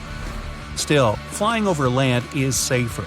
It just comes down to more possibilities for emergency landing on the ground rather than, well, in the middle of the ocean. And planes that take those transoceanic flights are usually the big kind with 4 engines. It'd just be too dangerous for the ones with only 2 engines. Just imagine an engine fails, and that plane would have to rely on the one other engine it has. It's possible, just best avoid it. But big ones also prefer to have a safe place to land just in case. Now, show me an airport in the Pacific Ocean. Not many of them, huh? Hence, why everyone's flying around it. Another region that planes prefer to avoid is the Himalayas. Again, doesn't mean it never happens, just better not to. The Himalayan mountains are higher than 20,000 feet, with Mount Everest reaching 29,032 feet, just to be precise. Most planes fly at about 30,000 feet, and that's just way too close for comfort. Not to mention the winds are strong there, and mountains make it difficult to maneuver the aircraft. That, and there are almost no radar services in the Himalayas, so the pilot wouldn't be able to communicate with the ground. Also, an emergency landing is only possible on a flat surface. The Himalayan region is the exact opposite of that. Add to that, there's a risk of running out of oxygen in this already dangerous area. An airplane only has enough oxygen to last 20 minutes. plenty of time for the pilot to lower to at least 10,000 feet to a safer altitude with more oxygen. But the Himalayas make that pretty much impossible because, well, mountains, hoking up all over the place. You get the picture. Back to our flight tracker map. You'll also notice hardly any planes flying over the poles, except that one up in the Arctic. Hey, what are you doing there? Ah, Dubai, Seattle. Well, it's one of the very few. This route likely got a special approval, navigation system, and a unique set of preparations. The problem here is that the poles interfere with the navigation. Compasses there go berserk and are of no use. The Earth's North Pole has a very strong magnetic field that's constantly changing. The magnetic field moves, making true north different from what pilots see on their devices. If they're just a few degrees off course, it could end up costing them dearly over long distances. That's why very few planes actually fly over the Arctic. And forget about Antarctica, nobody's flying over it. Not that you're not allowed, it's just that almost 70% of Earth's land is in the Northern Hemisphere, and nearly 90% of the world population lives up there. Hey, the more you know. When the water in all the oceans becomes transparent, the world will change forever. In a few years, people will discover thousands of new sea creatures that were previously unknown. Simultaneously, the planet will lose hundreds of thousands of fish and mammal species too. The cycle of life on Earth will be interrupted, and humanity will face natural disasters and famine. The beginning will be incredible. Imagine you're sailing on an expensive liner somewhere in the Atlantic Ocean. Suddenly, you hear screams. All the shocked passengers come to the edge of the deck and watch an incredible picture. The ship seems to be floating high in the sky. Under it, the water is completely transparent. You see volcanic sea mountains and coral reefs of different colors and shades. The bottom is thousands of feet from the surface, so it feels like the ship is floating high above the ground. Only the fish swimming in this sky let us know that the boat is still on the water. The ocean is about 5% explored. In just a year, this number has increased to 70%. Humanity uses powerful telescopes to study space. Now, when the water is transparent, all the scientists turn their telescopes toward the seafloor. Every day, people discover a new kind of fantastic sea creature. Many of them look pretty scary. A colossal octopus, transparent clams, ugly toothy fish, sea spiders, rainbow jellyfishes. The Mariana Trench can now be fully explored. If there is a kraken, a megalodon, or any other sea monsters in the world, people will soon know about them. Relaxing on the beach is growing more popular than ever, but swimming in the water is a little frightening now. Imagine you're sailing on a yacht in the open sea. You decide to jump from the deck into the water to cool off. You feel dizzy because of the height you see below you. Also, you notice a huge squid the size of a house in the depths. It's unlikely it will swim to you because it's so far away, but you still get creeped out. When planes fly over the ocean, it seems as if they are twice as high in the sky. Skydiving over the water is becoming a popular sport. The average altitude of a skydive is 10,000 feet, but if you jump over the ocean, you'll feel like you're falling from a height of 36,000 feet. It's like jumping out of space. Fishing has become more profitable because all fish are visible from the surface. Boats from afar notice a school of fish and catch it. Because of this visibility, many fishing companies have become more competitive. When two ships try to capture the same prey, a conflict occurs. The water in the ocean is divided into borders. Companies began to buy it as they would land. Fishermen started to hunt unknown creatures. Companies built expensive bathyscapes to capture the prey in the underwater depths. Because of this, rare species of dolphins, whales, sharks, and other sea creatures are on the verge of extinction. Governments in many countries spend small fortunes to fight poachers. All over the world, more and more people are becoming treasure hunters. If you fly a few miles in a helicopter over the ocean, you see that the seafloor is scattered with sunken ships. Old pirate ships of the past centuries, modern boats that were considered missing. Hundreds of divers swim to the seafloor to explore the ships. The treasures found there can be sold for thousands and millions of dollars. In addition to vessels, people find submerged ancient cities. New chapters of world history are open to scientists from all over the world. People would finally solve the mystery of Atlantis and find out why crafts disappear in the Bermuda Triangle.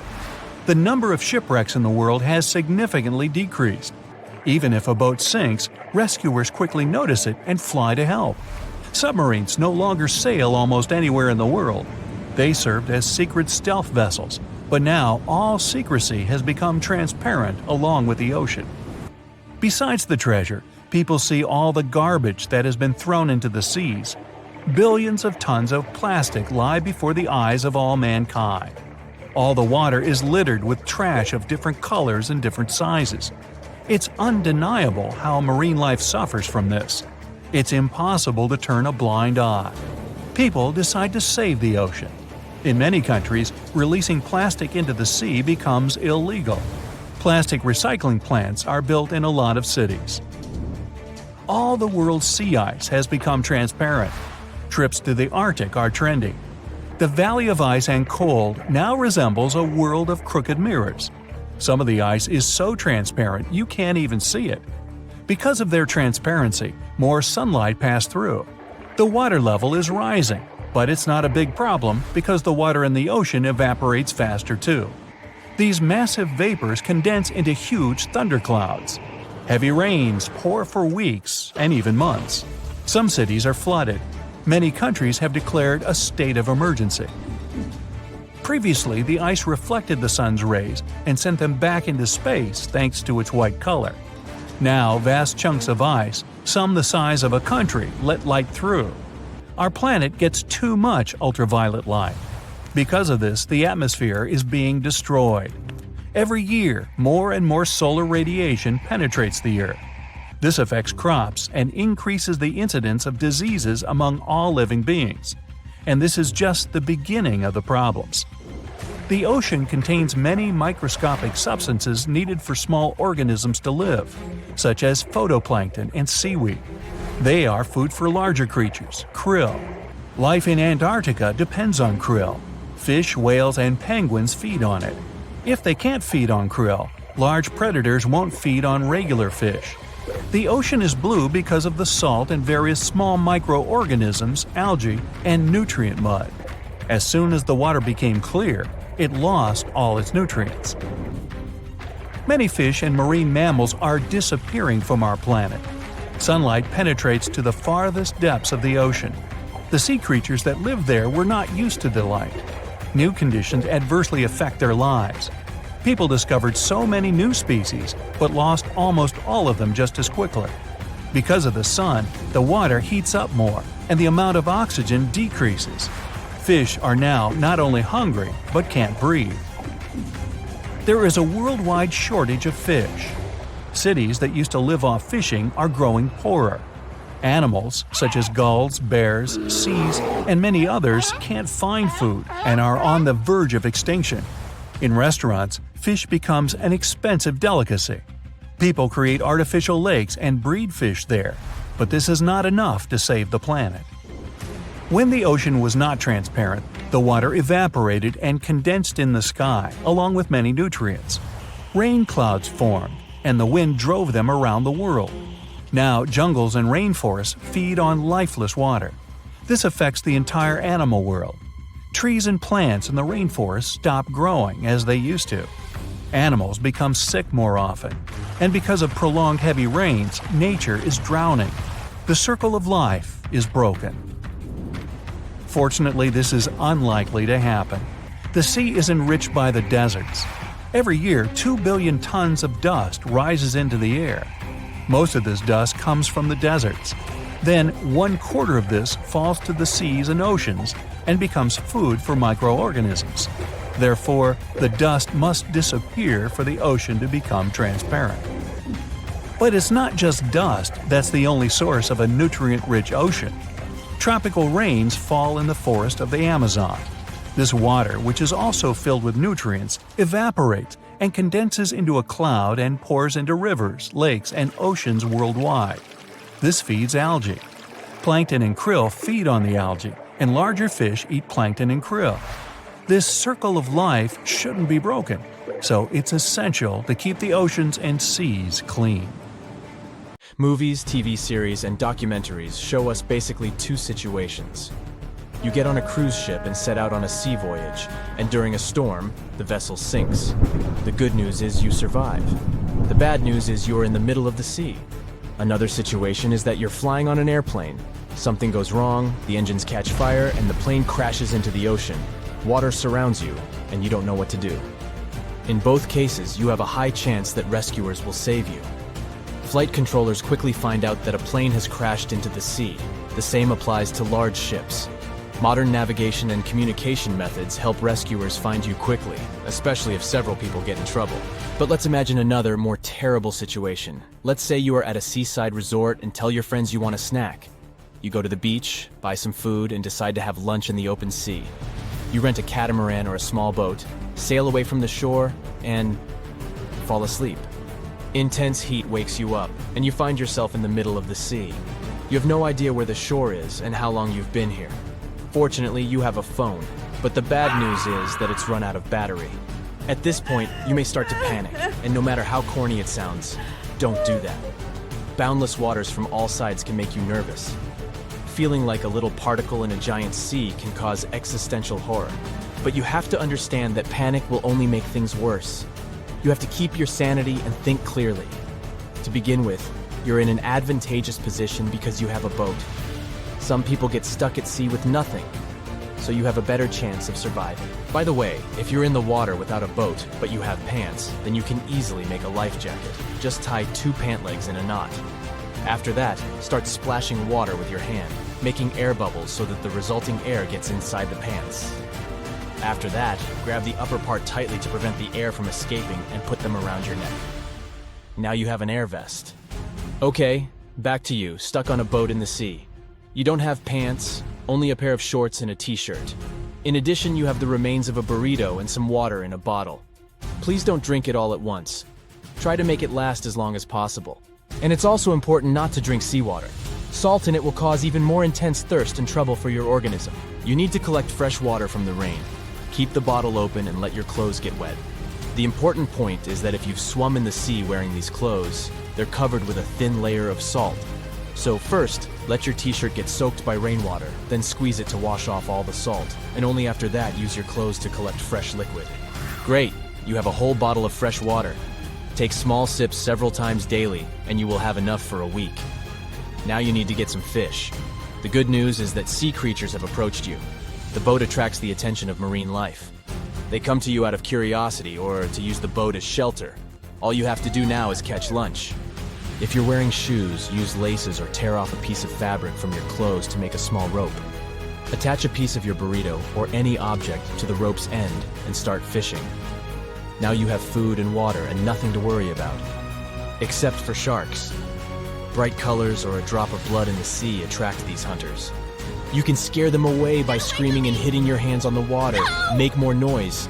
You will scare the fish, and they will understand that they have come across not a defenseless seal, but a very dangerous beast. A human. Yes, a fight with a shark sounds like something out of science fiction movies, but if you have nothing to lose, it's better to hit it on the nose than to swim away in panic. So you have fish, water, and authority. Life is good, but you're missing something. Oh yes, you need to get to dry land to survive. You can also attract the attention of an airplane or a passing ship. It's okay if you don't have a signal rocket. Your phone will help rescuers notice you. Use the mirror panel of your device to reflect sunlight and use the beam as a signal. There's a high probability that people on a ship passing by or even pilots of a plane flying by will see it. Keep your phone ready so as not to miss the rescuers. By the way, many boats have flares and life jackets with glowing signals under the seats. Use them at night and people will see you from afar. Unfortunately, there's no such thing on your tourist boat, so the phone is your only way to indicate yourself. You need to start navigating the sea if you don't see anyone who could save you. If you don't see the shore, look at the water. It takes a lighter shade in shallow water, so if you see something like this next to the boat, move in that direction. Also, pay close attention to the direction of waves. They are heading towards the shore. Look at the sky. If you notice a group of gulls or other birds, follow them. Sooner or later, they will lead you to the beach. But the main landmark in the open sea is the sun. It always rises in the east and sets in the west. At noon, it shines strictly from the south if you're in the northern hemisphere. And if you're in the southern hemisphere, the sun is in the north in the middle of the day. Focusing on these signs will let you understand your location and move toward the shore. But what if you still have no idea which way to go? Try to imagine a morning in your hotel. Remember where the sun was and in what position you were relative to it. For example, if you were standing on the balcony and saw the sun rising to the right of your windows, you were facing south. Being in the open sea, imagine the direction of your hotel or house relative to the morning sun, and then move in that direction. There are other signs pointing toward the shore. If the water becomes muddy, it means that somewhere nearby, a river flows into the sea. Move along this muddy water. The greenish tint under the clouds shows that they are above the land. So, you've already been drifting for several days and have finished all your water supplies. At some point, you hear the screams of seagulls. You look up and see where they're flying. You follow them and notice some muddy water. You're hungry, exhausted, and thirsty, but happy because you know the shore is ahead. As night falls, you notice city lights in the distance. By the morning, you reach the land and return to your hotel. There are many chances for salvation, but you can only use them if you observe one condition. Keep calm from the very beginning. People have survived after several weeks and even a year of being stuck in the open sea. Some were floating on a broken vessel, an inflatable boat, or a ship's wreckage. And every time, the desire for life, willpower, and faith helped them handle it. The sea, this unrelenting water beast, has been defying all attempts to tame it for centuries. Many ships, driven by the wind, have gone through the harshest parts of the world. Some have survived the struggle with the sea, and many have come off second best. It's the year 1834.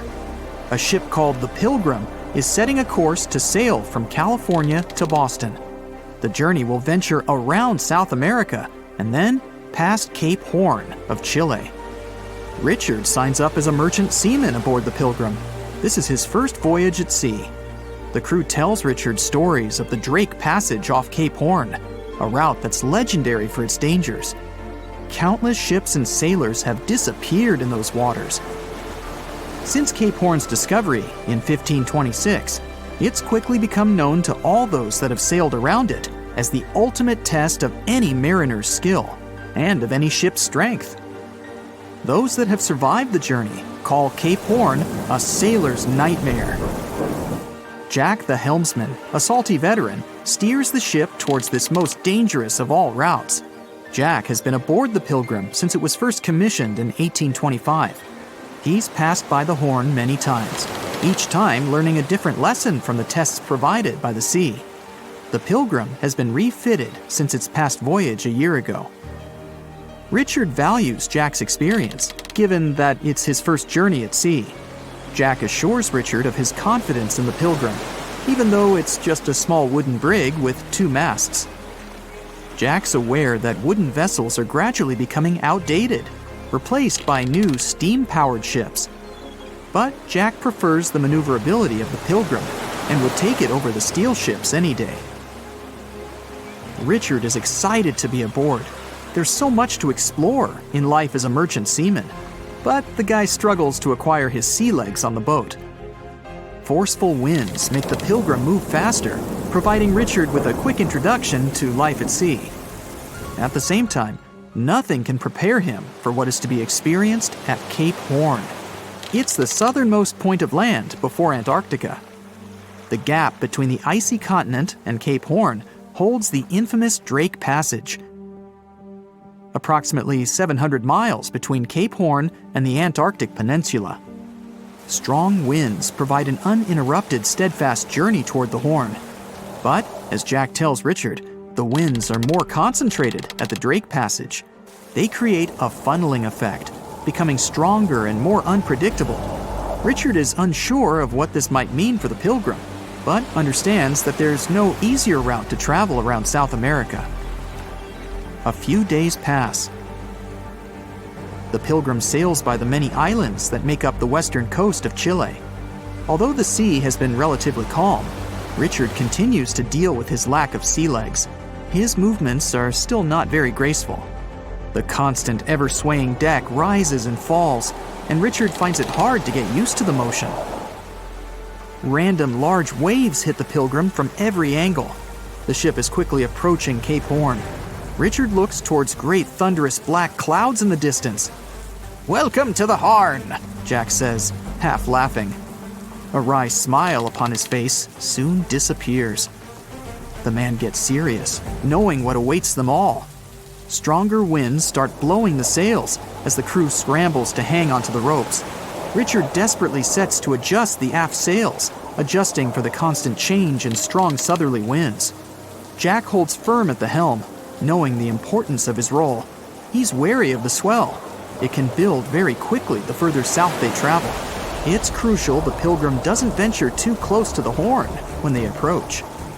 The great darkness that was in the distance is now all around them, filling the sky in every direction. Blackened clouds throw rain and hail down at the crew as they try to resist the enraged weather. Jack is directed by the captain at the helm, changing the direction of the vessel. The temperature has dropped significantly. Barely keeping the water from his eyes, he turns toward the port side bow to provide his face a brief break from the torment of the wind. Looking out into the distance, the man sees the Horn standing alone, surrounded by mist. It's a haunting sight. He steers the Pilgrim along the face of the Horn, the distance getting shorter. The waves shrink in height since the depths become shallower. But these waves are much steeper, and their angle can cause more damage to the wooden vessel. Jack's unsure how much of these waves the Pilgrim can take before the hull is breached. Richard, still posted at the aft sails, watches the water and icebergs floating by. He's unsure how large they actually are, since they're mostly hidden underwater. But he knows to alert Jack if any get too close. Just one iceberg hitting the Pilgrim will be all that the hull can withstand. Dutifully, he watches over the side and into the distance. Icebergs aren't the only thing to look out for. Rogue waves are common in these seas as well. The connecting Antarctic and Pacific Oceans, mixed with stormy weather, form waves together. This creates much larger rogue waves. Such waves have been known to reach up to 100 feet tall. They can destroy most vessels in their path. It'll surely be the end of the Pilgrim if it comes across a rogue wave. Strong currents adjust the route of the Pilgrim, as though the Horn is trying to lure the ship toward its rocky shallows. Slowly, they are getting pulled closer toward the Horn. Jack is fighting the current at the helm. Spinning the wheel, he strains his body as much as he can.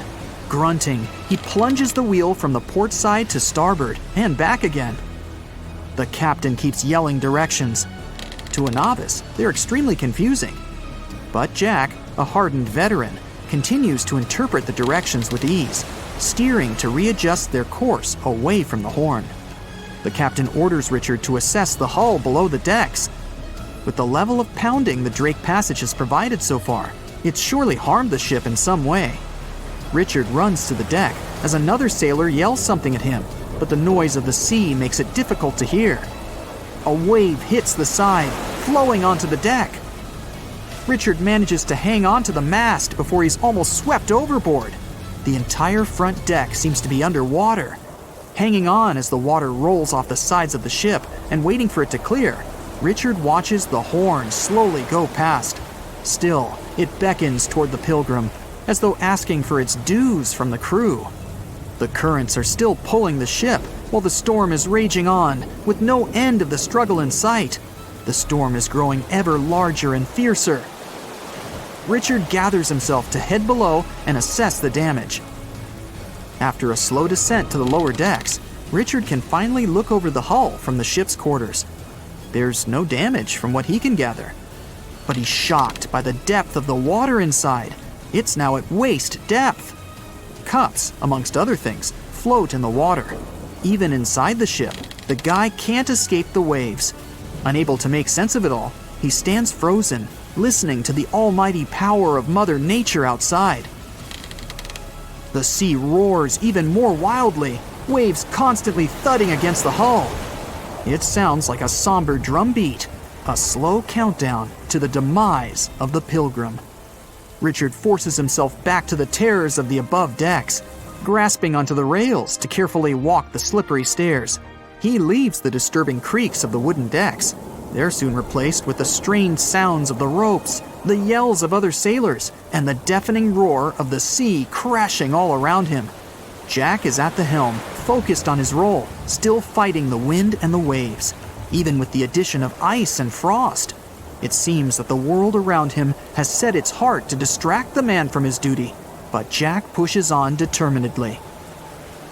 For 9 days, the Pilgrim fights the constant changes in stormy weather, facing all kinds of obstacles, but the ship manages to make it through.